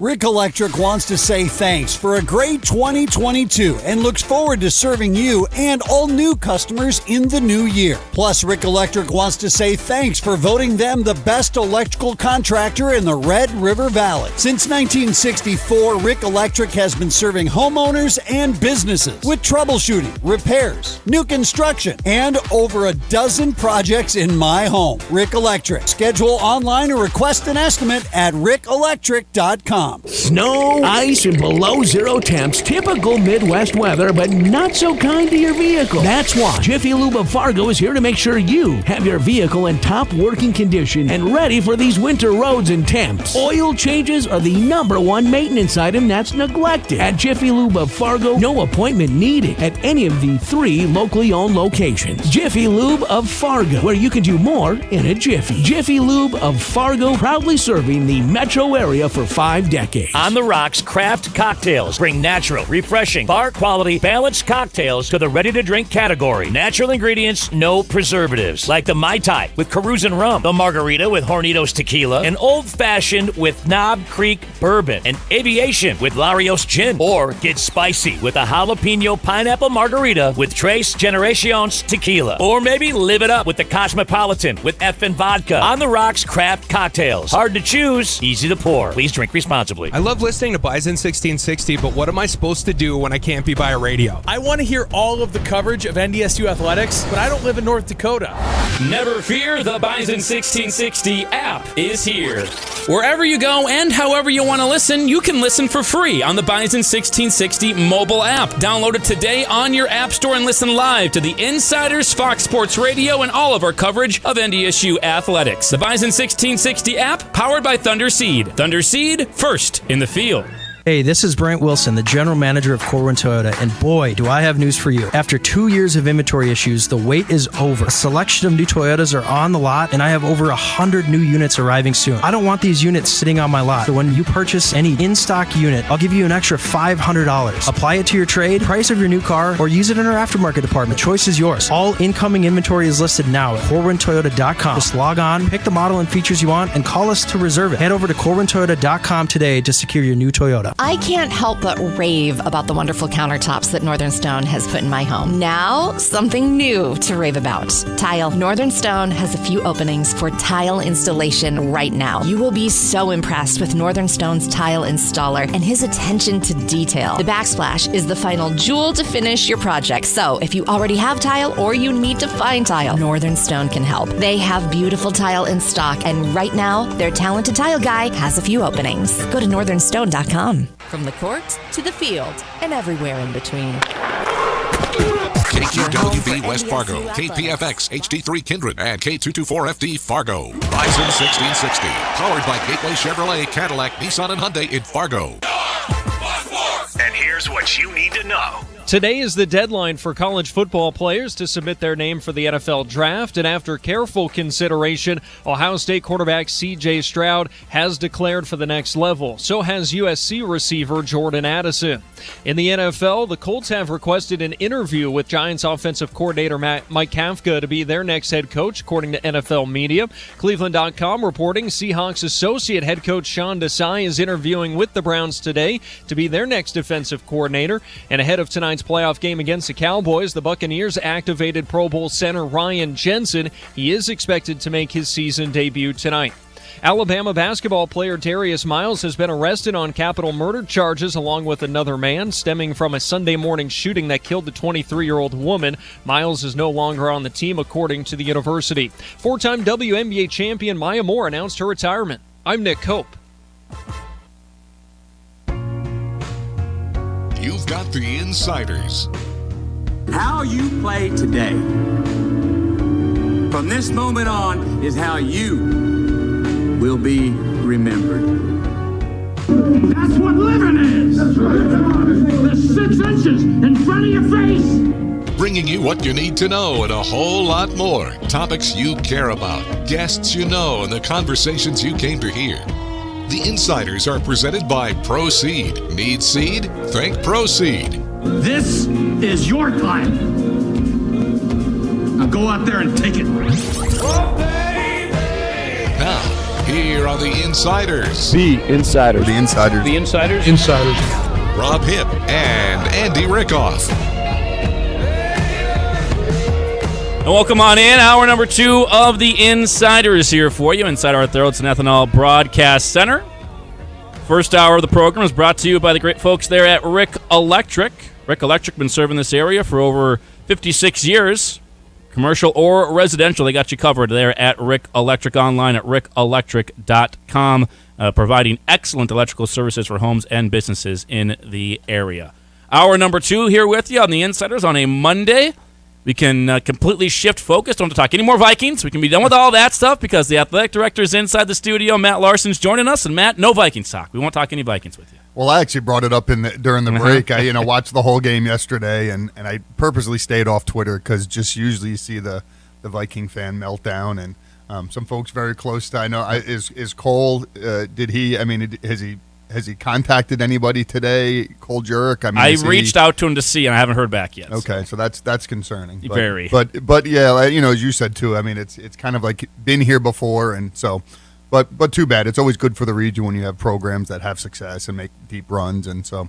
Unfortunately, their season came to an end. You're hoping for one, just didn't get the one, unfortunately. Yeah. But the Bison football team, they got more than the one. They got all the way to the national championship game. We know how that story ended. I want to make sure we go through some of that stuff with you, and obviously men's and women's basketball and wrestling just on fire right now, which is great. So I'll go over all that stuff with you here during the hour. Again, any listeners, if you got any questions, you can text them or email them to us. I've seen a couple of them come through on the email. We'll make sure we get to that stuff with you. But just how is life around NDSU athletics right now? You've been traveling quite a bit, kind of been all over the place. Yeah, it has. I was just talking to my son on the way here, and he was asking me about the weekend. I said, well, it's been actually really quiet, which is good, other than obviously women's basketball, because just been traveling between Frisco, spent the end of last week in San Antonio for the NCAA convention, and so that was really good. Not a ton came out of transformation, but certainly starting to make headway and having some direction here. So it's been really busy from that perspective. And then as you said, started classes back on Monday. So students back on campus, buzz back on campus, which is always good to see. And our winter sports are playing really, really well. And now you're starting to see. It's funny when you start this time of year, you see softball and baseball student athletes, golf student athletes are starting to make their way out to the Nodak Insurance Company indoor practice facility, and you start to say, okay, hey, spring's right around the corner too. So a lot of activity going on over at the Shack. I got to mention this because you talked about San Antonio, and so I wanted to keep the chat with NDSU, but I have to ask this now because San Antonio is one of my favorite cities. I've been a Spurs fan my whole life. Did you make it down to the Riverwalk, and did you get to eat at Mi Tierra? No, not this time. I actually have eaten there before. Phenomenal. And if I could have eaten Mexican every single meal there, I definitely would have liked to. But they had a couple. We went out with a couple of folks, but it was really nice in January to be sitting outside on the Riverwalk and having some lunch, which was great. But they just wrapped up to their 50th anniversary for the Spurs, 68,000 new NBA record inside the Alamo Dome. My mentor calls those games, so that was exciting. But glad you got to go down there. Yeah, no, it was great. I do. I think it's one of the best towns for whether it's large scale conventions, whether it's the Final Four, you name it. It's just a really unique, like nothing else. No other city has that type of vibe to it, and so just really cool, and always a great place to go down and visit, and a lot of passionate Spurs fans there. To get 68 packed in for a NBA game is pretty impressive. Obviously, a lot of Bison fans in that neck of the woods as well, down there, at least in that state of Texas. And we know Frisco's a spot NDSU's been to and was again this year. Didn't go our way, didn't get the victory there. SDSU got the win. They got their first, so congratulations to them. Beat us and got beat by a better team. But as you think back on this football team and everything they've been through to get to another national title game, just what are your final thoughts on the football season? Well, first off, just to make it back our 10th time in, 12 years or whatever, is incredible. I think I said something, it's stupid when you think about just the numbers and in comparison to just college athletics, professional athletics, whatever it is, to do what our football program has done is incredible. But, I always say every year there's a different story, a different journey. And I give this team a ton of credit. Talk about adversity, talk about the things that they dealt with, overcome from transfers to injuries to you name it. And, I thought our coaching staff did an unbelievable job of, schooling up the next guys that got to move in there. And certainly our student athletes never stopped believing. And you look at the semifinal game, to me, that was a program defining win in a lot of ways because, it wasn't, we were banged up. In some cases, maybe had no place winning that game, but our guys never stopped believing. Bison pride kicked in, and we found a way to win. And so just really, really proud of what our guys accomplished. I know early on in the season, end of the season, a lot of people probably didn't think the Bison would be in Frisco, and our guys found a way. And great programs do that. They find a way, and so just incredibly proud. Everybody would love to win the national championship every single time we go, and certainly we do too. Don't get me wrong. But I know every other FCS program would have been celebrating at the end of that game, win or lose. But it's different here at NDSU. The expectations are different, all of those things, and we wouldn't change it for for anything, but it also doesn't take away from an incredible season and just how proud I am of those guys. Absolutely. And the word I had said, me and Rob both had a word for this team. I said resourceful because, like you said, that incarnate word game, yeah. You just look at the stat sheet and you say you had one completed pass. Yeah. How do you win the game? Well, they found a way. That's what they did all year. They found a way when this guy's out or that guy's out or this didn't go right or you had these turnovers. Just find a way to get the win. That's all that really matters at the end, and they did. Other than that last game, and give SDSU some credit, they've built that program up well.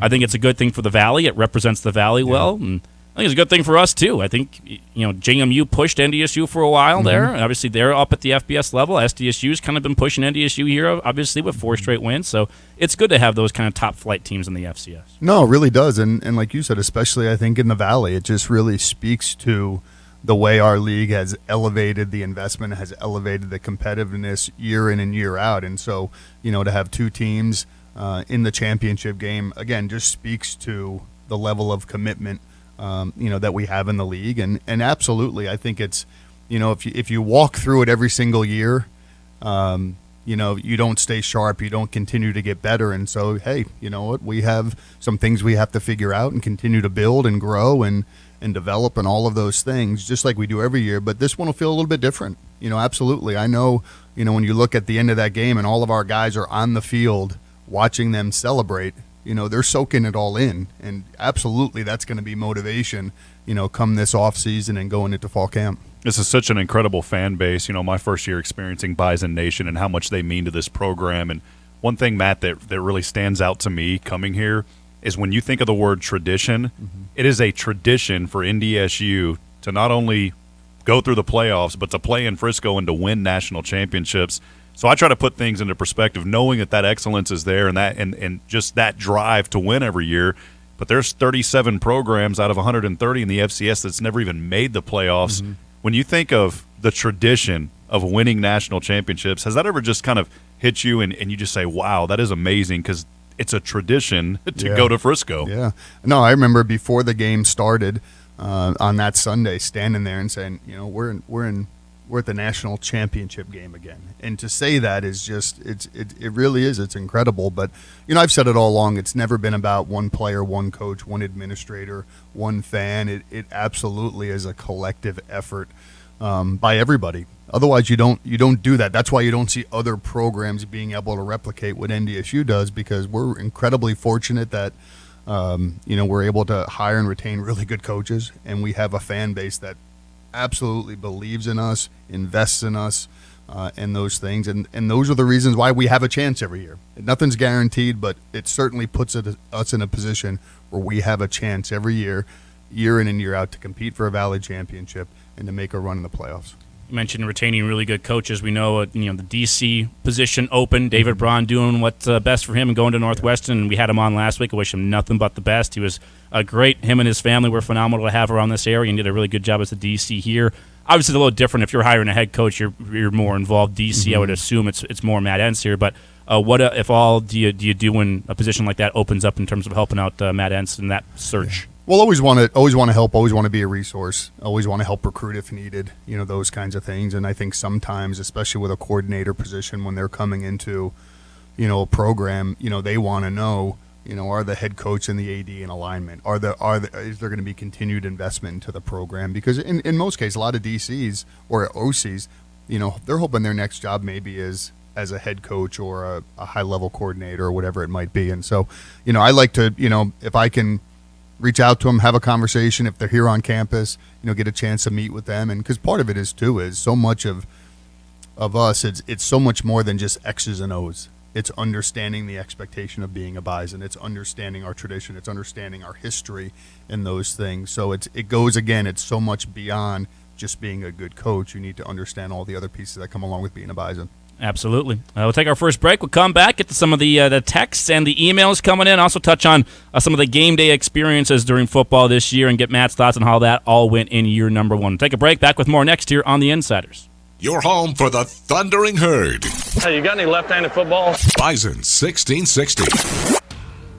Hi, I'm Grant Nelson, NDSU Bison basketball player. Whether it's playing basketball or driving in my car, I want to do everything to the best of my ability, on the court and off the court. So when I'm in the car, I up my game with the Drive for Less program from Nodak Insurance. I could save up to 30% on my premium just for driving safely. To me, that's a slam dunk. Download the Nodak Insurance app today.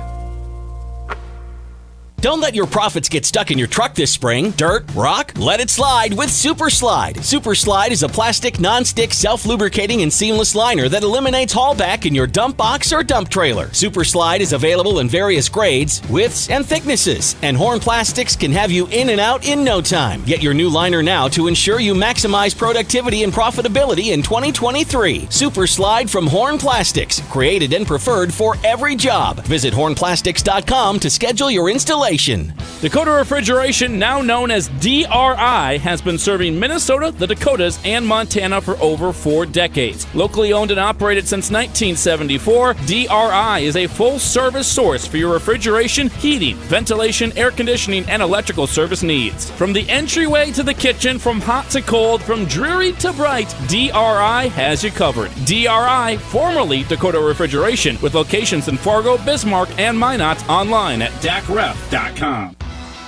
Turn up the heat with a bowl of brisket chili or green chili chicken soup to celebrate National Soup Month at Twin Peaks. And no one does happy hour like Twin Peaks. Whatever your preference, we have everything from tequila cocktails and an extensive bourbon category to top shelf spirits and cocktails served over ice balls. Local craft beers and handcrafted whiskey cocktails round out an adventurous drink menu second to none. And don't forget about our 29-degree man-sized drafts. Twin Peaks eats, drinks, scenic views. Happy Smooth Year! I'm Rachel with Waxing the City, an exclusive facial and body waxing studio for men and women. If it's been 6 months since your last visit or you've never tried Waxing the City, I invite you to try us and get 50% off your first service. We offer waxing for the body, face, arms, legs, back, bikini, and we even do Brazilians for women and men. Yes, Brazilians for men. Call and schedule your first appointment and get 50% off your first service. Waxing the City on 13th Avenue, just west of Target. Let's go Waxing the City! Stop by Gateway Chevrolet and check out their great selection of in-stock Chevy cars and trucks ready for immediate delivery. Take advantage of invoice pricing on new 2023 Chevrolet Equinox and invoice pricing on new 2023 Chevrolet Silverados only at Gateway Chevrolet. Plus, find out about 2.9% financing on select Chevrolet models. That's right, 2.9% on select Chevrolets and invoice pricing on 2023 Equinox and Silverados at Gateway Chevrolet. Find new roads. Details gatewayfargo.com. Hey, Bison Nation, this is NDSU quarterback Cam Miller. This one is a keeper by Miller, left side touchdown. And you're listening to The Insiders on Bison 1660. Our show today brought to you in part by the Spirit Shop. You need to stock up for all your favorites for watching football, watching the playoffs in the NFL, which we're not the Minnesota Vikings anymore. Remind myself of that. Cowboys are still there. Still there. Got a game tonight. You can stock up for all your favorites at the Spirit Shop. Great selection of beer, wine, and spirits at the best prices, plus great weekly specials. Spirit Shop off 13th Avenue here in Fargo behind Shields Home and Hardware. We're here with Athletic Director Matt Larson. Nice enough to spend the hour with us inside our Theraldson Ethanol Broadcast Center. There's a lot of changes before this year got going. I think if we look back at the beginning of this football season, it seems forever ago at this point. It seems like a year plus ago. But alcohol sales in the Dome, I think, is the big one people were circling. That Bison Corral looked different. That was a different thing for you guys in the tailgate lot. You got the Gatling gun, other things during the game as well. We'll go through some of those one at a time. First off, alcohol sales. That was the big one inside the Dome. First year, your thoughts now that you've kind of had it for a year? I thought all things considered, it went really, really well. I think there was always, anytime you have something that's that drastic of a change, you always worry of, is it going to go well? Are there going to be issues? Those kinds of things. And honestly, in talking with our staff, talking with the Fargo Dome staff, it went as good as you could have hoped. That doesn't mean it's flawless, and we'll continue to tweak during the off season. But honestly, I thought it was really well. It was handled very well. I think our fans handled it really well. From a revenue standpoint, I think it was really positive. Actually, overall concessions sales were up, and I think part of that is there's a couple things there. The Fargo Dome concessions had some different offerings. I think also us letting people know what all is offered in the Fargo Dome, again, not just in your section, certainly helps. And so I think both of those contributed to a pretty good spike in concession sales, which is always positive. Anything different for concessions or anything you'd be thinking about for next year at all, or is that just too far away for you right now? No, I think a lot of that stuff starts now, and so we'll have conversations with the Fargo Dome and kind of see. And they're always the same thing with them. They're always looking to do some things differently. They have an in-house chef now, so they can do some things maybe a little differently and more creatively than they've been able to do in the past. And so we'll take a look and see if there's opportunities for other third parties or other offerings within the main concession stands, and see if we can continue to grow that. We were talking in a break and saying, how could you approve the alcohol? And we were said, well, you could give it away for free, but that's not happening. So if anybody wants to text that in, that's not an option. Can't give it away. No, unfortunately, that would be bad. That would go against any sort of revenue stream. That would also, if it's free, I know our fan base might get enough. a few problems then. Right. So sometimes the charging can be a little bit of a it's a buffer there. Exactly. You also had the Bison Corral, which I thought was a rousing success there. It had a whole bunch of fans in there every single week, which was good. Had the big screen TV to watch a game that was going on if NDSU hadn't kicked off yet. That was great. Do you see any changes to that, and your thoughts there? Yeah, I thought it was something different, something neat, and part of it is I think just promoting. We did a great job. Team Makers, Derek Lang did a great job of just promoting that, and really what it started out years ago as a place where folks who don't have a designated tailgating spot, well, they don't have anywhere to go, and so now there's a place where you can go.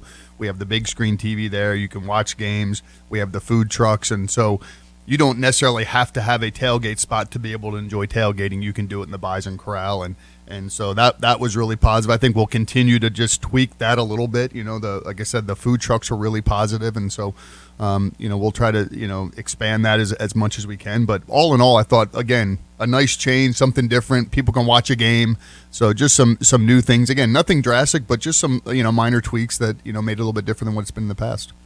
On the other side of things for football, obviously, again, making it to the national title game, playoff success, again, winning some games inside the Dome, got that semifinal inside the Dome, which was nice. So we appreciate Incarnate Word beating Sacramento State for us on that. Your thoughts on the bracket and how it kind of is formatted? I know we had Patty Viverito on here before, and she was thinking 1 through 16, seeding the thing might be possible or might be something she likes. Just what do you think of the FCS playoffs, and would you tweak anything if you could? Well, I would say just starting in terms of a playoff, I think it's one of the best that the NCAA sponsors. I mean, it really is. It's a lot of fun. There's a reason why the FBS is trying to figure out a way to expand their playoff because the fan base loves it, the media loves it, obviously the student athletes being able to compete, there's access. So I think those things are all really important. So just starting there, I think that part's really positive. I think the thing that, if you could wave a magic wand and make it better, it would be to have maybe less regionalization. And those are things we've talked about in the past. So, you truly, if you are the 1 seed, you are going to get the most favorable route to the national championship. And that just hasn't been that way in the past.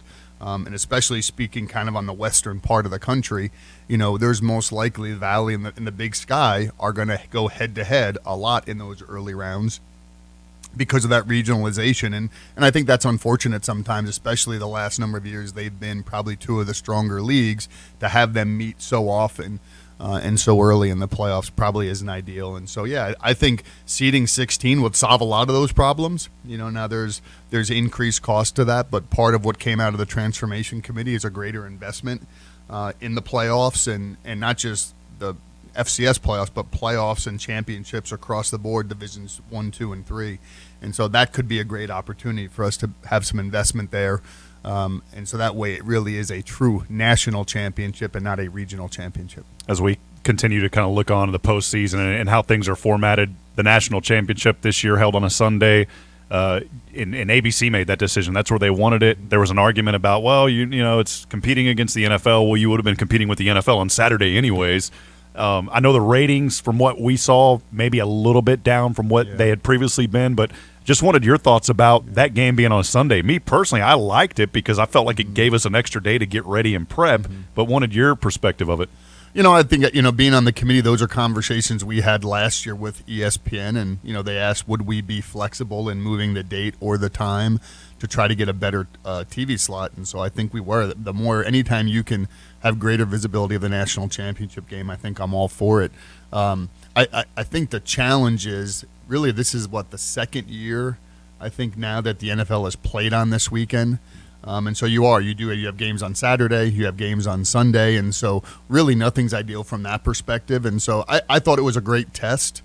Who's to say that maybe we have it there again next year, that it ends up being good ratings, or, just to come back to Saturday. Those are conversations we'll have as a committee with ESPN here sometime in February. And so really the biggest thing is trying to find the best time slot to be able to get the most eyeballs possible.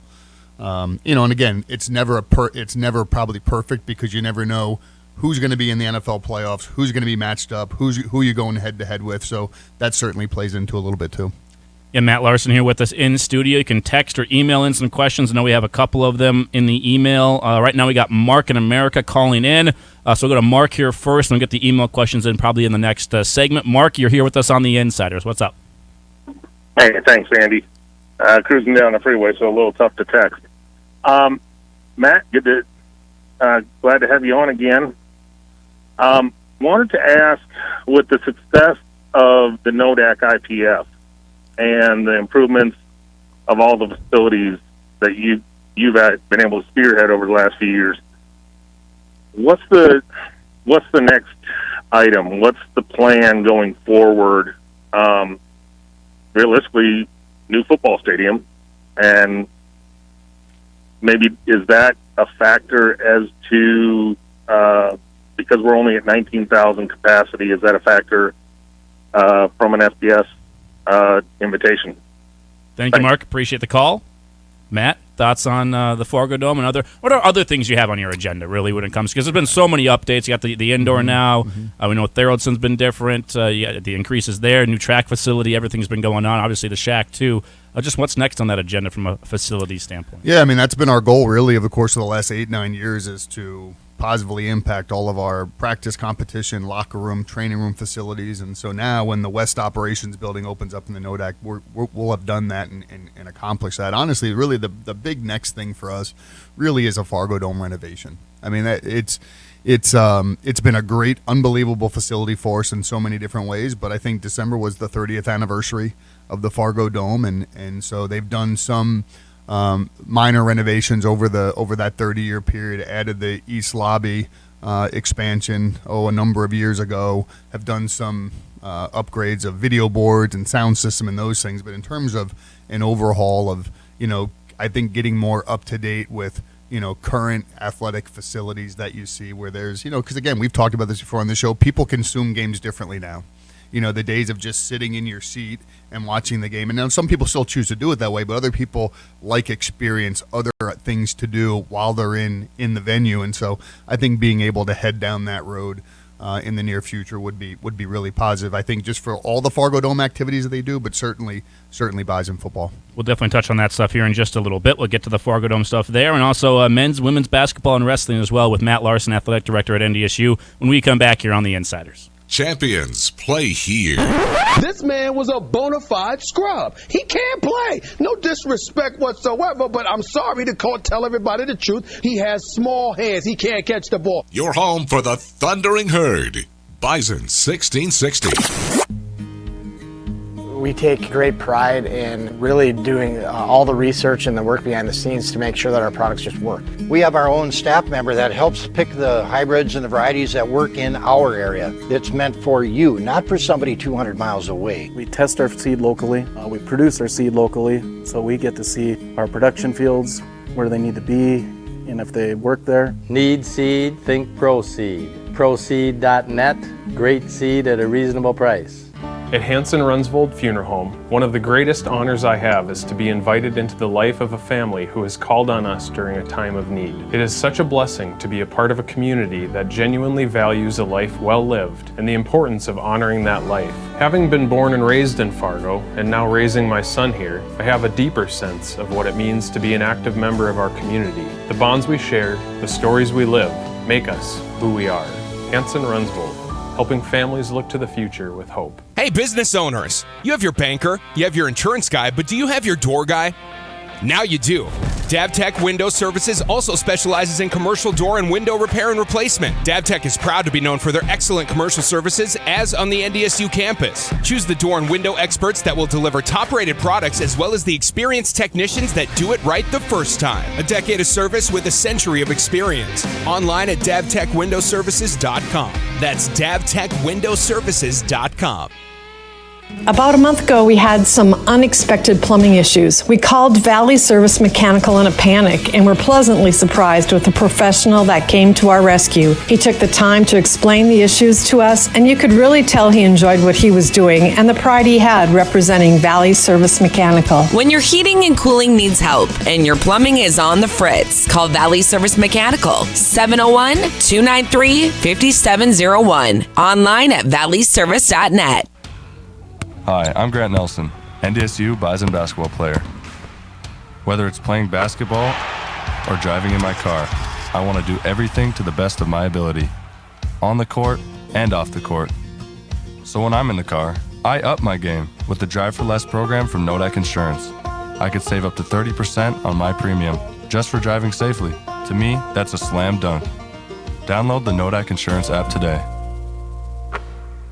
Here's your Red River Valley weather update on Bison 1660. A 70% chance of snow and freezing rain to start your Monday, otherwise cloudy with a high in the upper 20s. Overnight, a 60% chance of snow likely mainly before midnight with a low around 14. Wind gusts as high as 25 miles per hour. This weather update is brought to you by Brady's Service Center in Moorhead. Brady's Service Center is your one-stop shop for all of your automotive needs, and with donuts, breakfast, and lunch items daily, they're also your one-stop shop for all your road trip needs. In the market to own your own place? Live in the most epic condo in all of the metro at Envy at the Lights. With options like 1, 2, and 3-bedroom units available, enjoy the best view in all of West Fargo. Epic condo owners can enjoy no lawn care or snow care in a privately managed building with a community room and fitness room. It's sophisticated luxury that you own. Set up your tour today with Taryn at condosbyepic.com and purchase the best unit for you. It's time to love where you call home. Jeremy here at Horsch in Mapleton.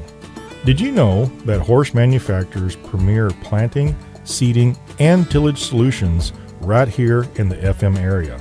We are proud to be a family-owned business based out of Germany and would love for you to join our team right here in Mapleton. We offer competitive pay, full benefits, and paid family time from Christmas to New Year's. Please visit Horsch.com to view our current openings. You're listening to your home for NDSU athletics. To the 10, cut to get in there. Shot in there, baby!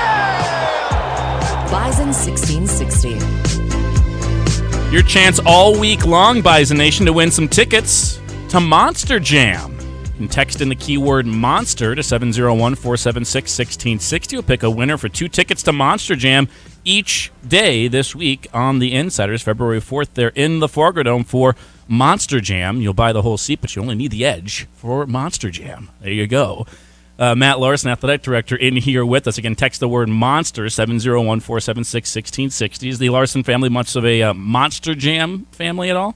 We actually did. Our first year here, we tried to experience everything, at least for the first time for once. And we went to Monster Jam. My son and my oldest daughter, Matthew and Emily, we went to Monster Jam, and it was fun. We enjoyed it. I mean, those are all the trucks you see all those years, Bigfoot and Gravedigger, all of those. I mean, so it was really neat. It was really neat. It was kind of cool to see. Yeah, it is. It's an awesome event. So again, text in Monster 701-476-1660. The Fargo Dome used for so many awesome events around here, and not just for obviously Bison football, but things like Monster Jam and other concerts as well. So text in that keyword for your chance to win. We'll announce the winner at the end of the show.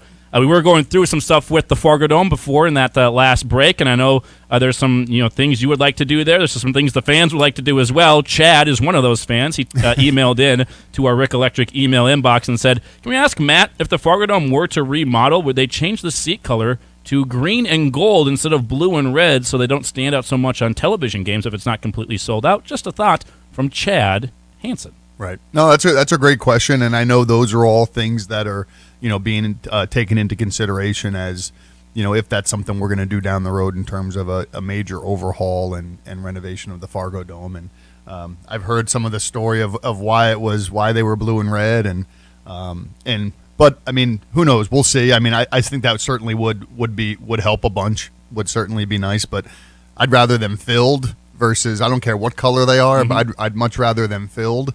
So if people aren't in there, at that point it doesn't matter to me. It's having bodies in there, and so. But those are all things that I'm sure if we move forward with renovation, those things we'll take a look at. They won't stand out if they're filled up. There you go. Put the butts in the seats. That's what we're looking for.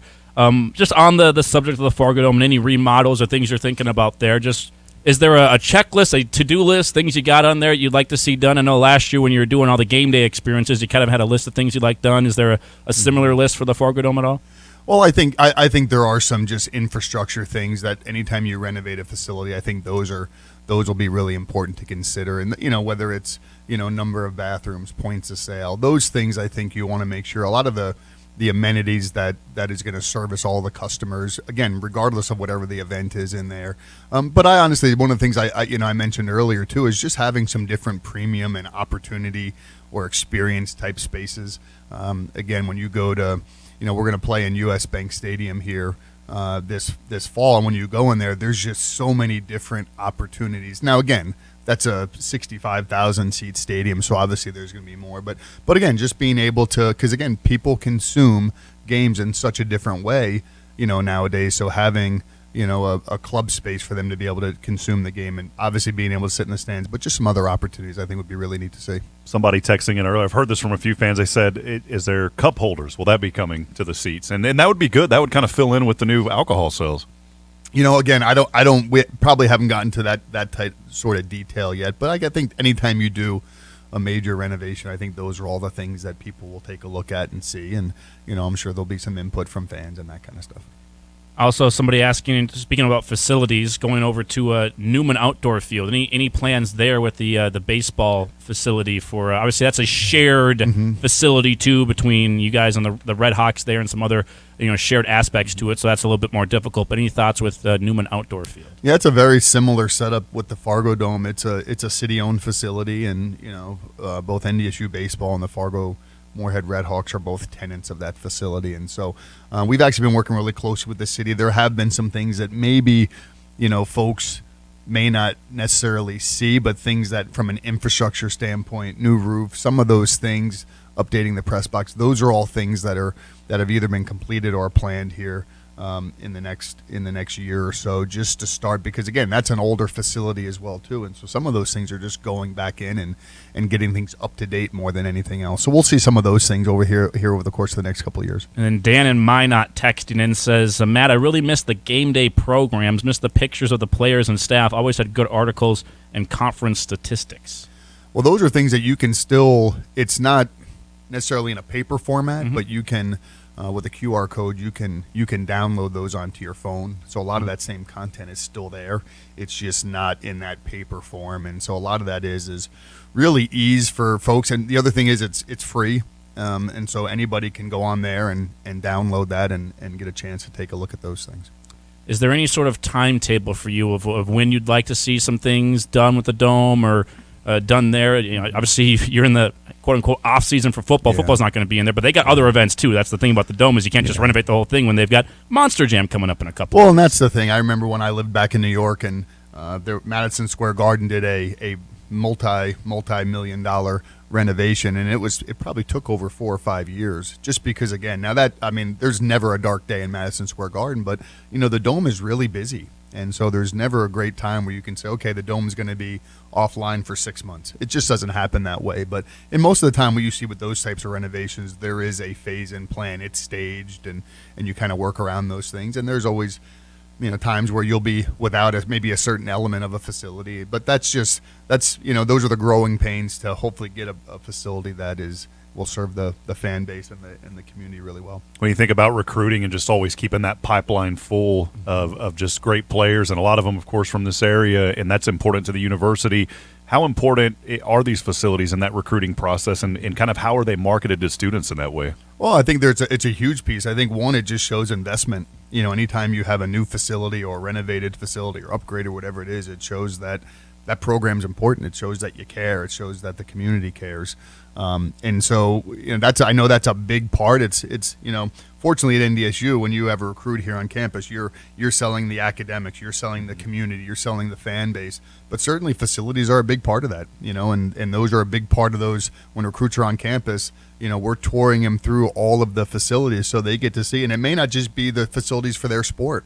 We're going to show them everything, so that way, again, they see the across-the-board investment here at NDSU that maybe you don't see at other places. You mentioned as well that NODAC Insurance Football Performance Complex.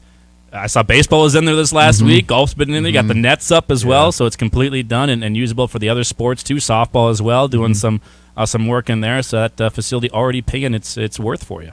Yeah, it's been great, and we're almost not quite 100% there in terms of having all the netting up. Once it's up, then they'll be able to do really all the things. So a lot of credit to our spring coaches right now. They're having to modify some things, but they just keep plugging away, and hopefully this next week or so we'll start to see some of the branding, and phase 1 will start to go up, and as we finalize some of the netting systems and all the infrastructure, get the batting cages that'll lower from the roof and all those things, and then probably another 5 or 6 months from now we'll be moving into the West Operations building as well, which is really exciting. Now, Rob, when the netting's up, does not mean you and I can go golf in there. There's not enough netting for where our tee shots would be. I was just asking Andy, how do we get in on this? Well, actually, it is fully 360 degrees around. I'd find a spot, Matt. And I trust our student athletes. Yes, the other folks that get in there, maybe not so much. Yeah, I'd find a spot. I'd shank a drive or something like that. That's what I would do. I learned from Jeff Culhane. We learn from the best. There you go. So that's exactly what we do.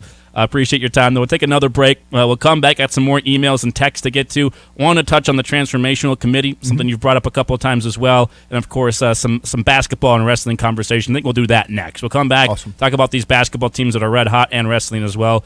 Plenty more of that with the AD Matt Larson when we come back here on the Insiders. Bison Nation, your exclusive home for North Dakota State athletics. Bison 1660. Here on Bison 1660, we love delivering the latest Bison news, but we also love our studio home. Back inside our fantastic studio. You can't beat this one, folks. We love this place. Now our home has a new name, the Therrelson Ethanol Broadcast Center. Live shows and the latest coverage of NDSU athletics. Director of Athletics Matt Larson joining us. Head coach Matt Entz with us in studio. It's all presented by Therrelson Ethanol, helping North Dakota lead the energy revolution. Join their growing team by visiting TherrelsonEthanol.com. With the rising threat of cybersecurity attacks, you need to ensure your business is fully protected. Data loss, ransomware attacks, and other breaches can disrupt your business and damage your reputation. Consolidated Communications Cloud Secure Service safeguards your business from these attacks by securing your network, data, and applications. We proactively monitor your security to prevent intrusions before they compromise your IT systems while protecting your staff in the office or when working remotely. Visit consolidatedcommunications.com/cloudsecure to protect your business. Experience is what builds the future of glass at Cardinal IG in Fargo. Cardinal IG is leading the industry in the development of superior glass for the residential window industry. Their highly motivated and talented employees design and manufacture the best glass in the industry. This January, Cardinal IG would like to say thank you to Araz Khalid, who is celebrating 10 years, and to Cyril Dermian and Teresa Arap, who are celebrating their first year at Cardinal IG. To view open positions or to apply, visit cardinalfargo.com. Sight on Sound knows car audio and its evolution over time. For the longest time, it was basically like listening to a conch shell. Then things got better with stereophonic sound. Then HD was next. Until now, high-res audio. Your sound system has never sounded this crisp, this clear. And you'll find all the cutting-edge sounds at Sight on Sound. With products fully in stock, a trip to Sight on Sound has never sounded better. Sight on Sound, Main Avenue, Fargo. Bring it on home from Sight on Sound. Did you know Churches United serves more than 450 people each and every day? Churches United is here for every neighbor. Churches United is asking for your support this Giving Hearts Day. For more information, visit churches-united.org. So most companies claim they have good people, good product, good customer service, but the question is how often? We go the extra mile to take care of our dealers and our growers, and more importantly, their families and their customers. Proceed tries to bring a family-like experience. Farmers, we want to understand what their challenges are. We also want to bring products to them that help them overcome those challenges so that they can be as successful as possible. Need seed, think Proceed. Proceed.net.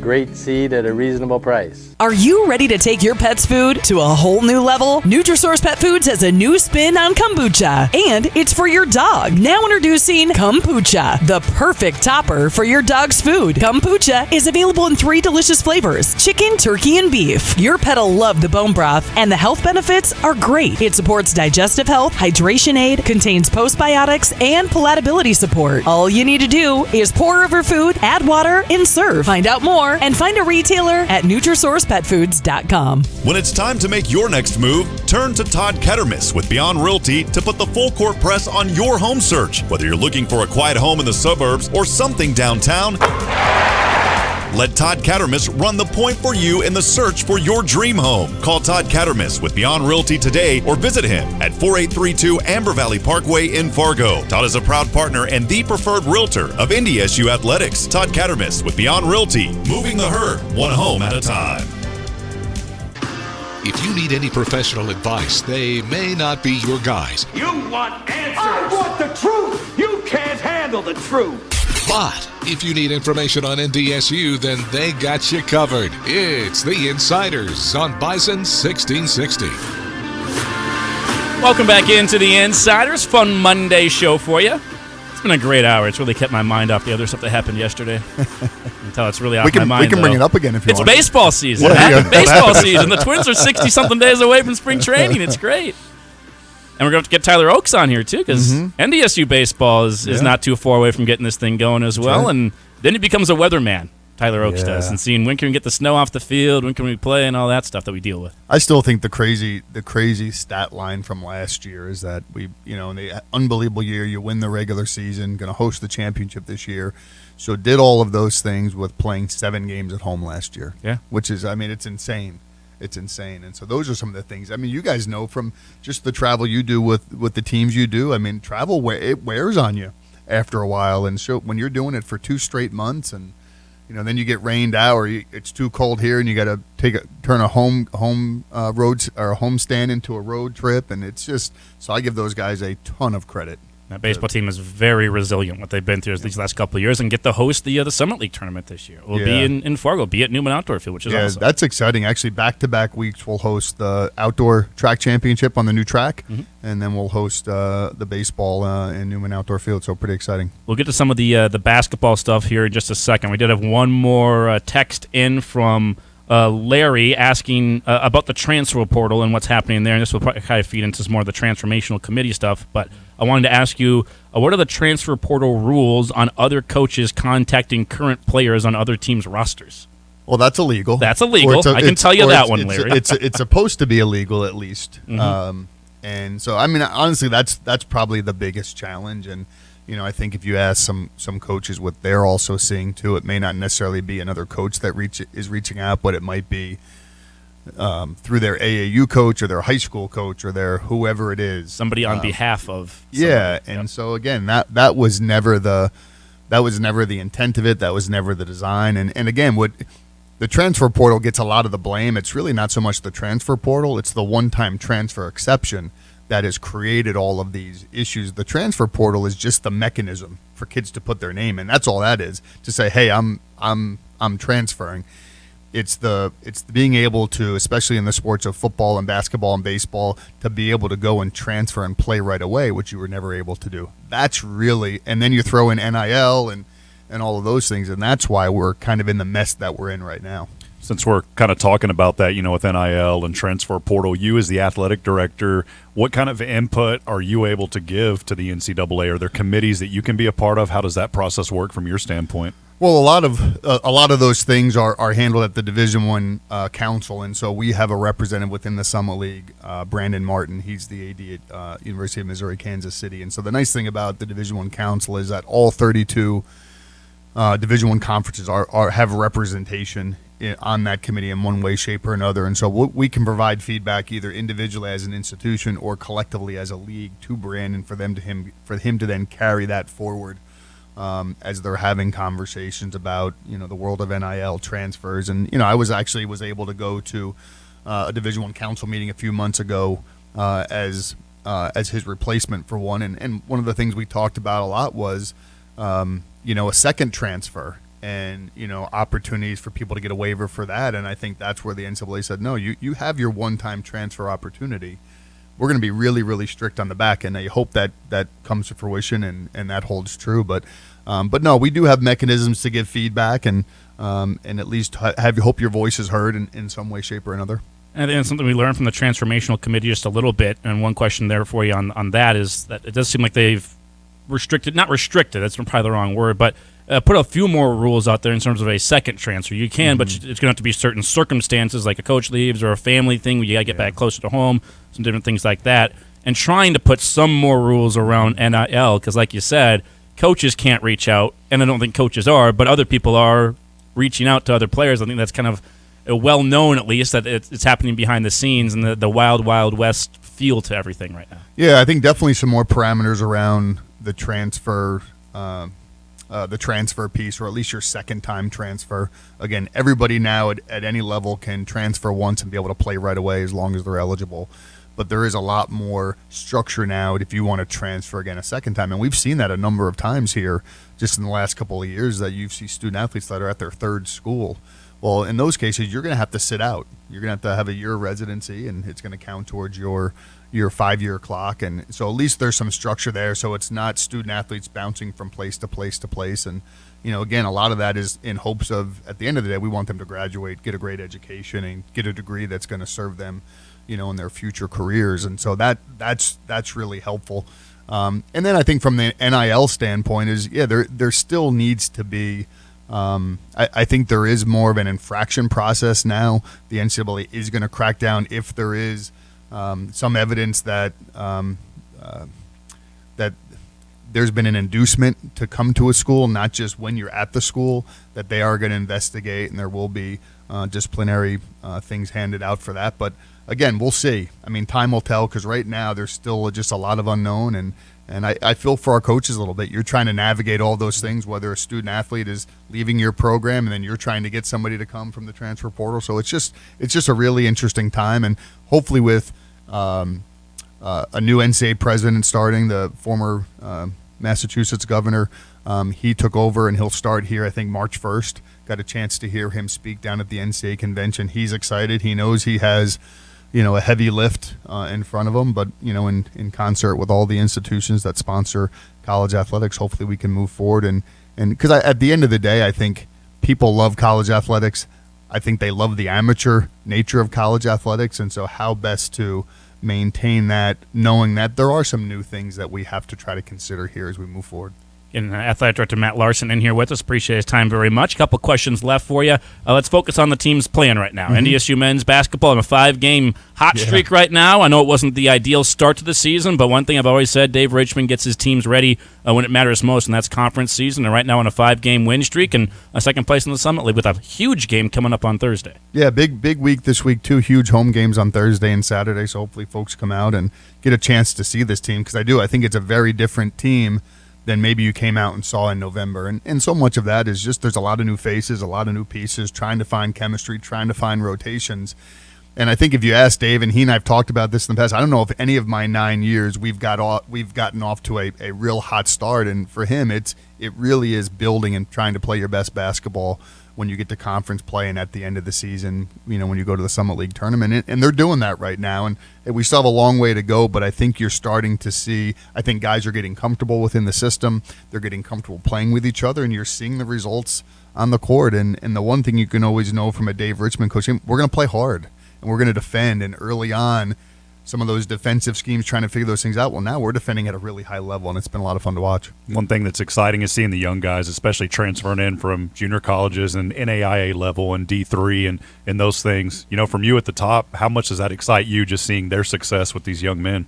It is. It's exciting, especially a lot of those guys, they came in, they were here for the summer trying to, learn a new team, trying to understand a new coach, trying to understand a new institution, a new town, all of those kinds of things. And also, by the way, hey, let's come together and let's play together and try to have some success. And so to see that, I know it was rocky early on, but if you can stick with the system, you can stick with your process, you're going to see some positive results. And I think they're starting to see that now. And so it's a good reaffirmation of, hey, if you work hard, you stick to it, good things will happen. And I think we're seeing that.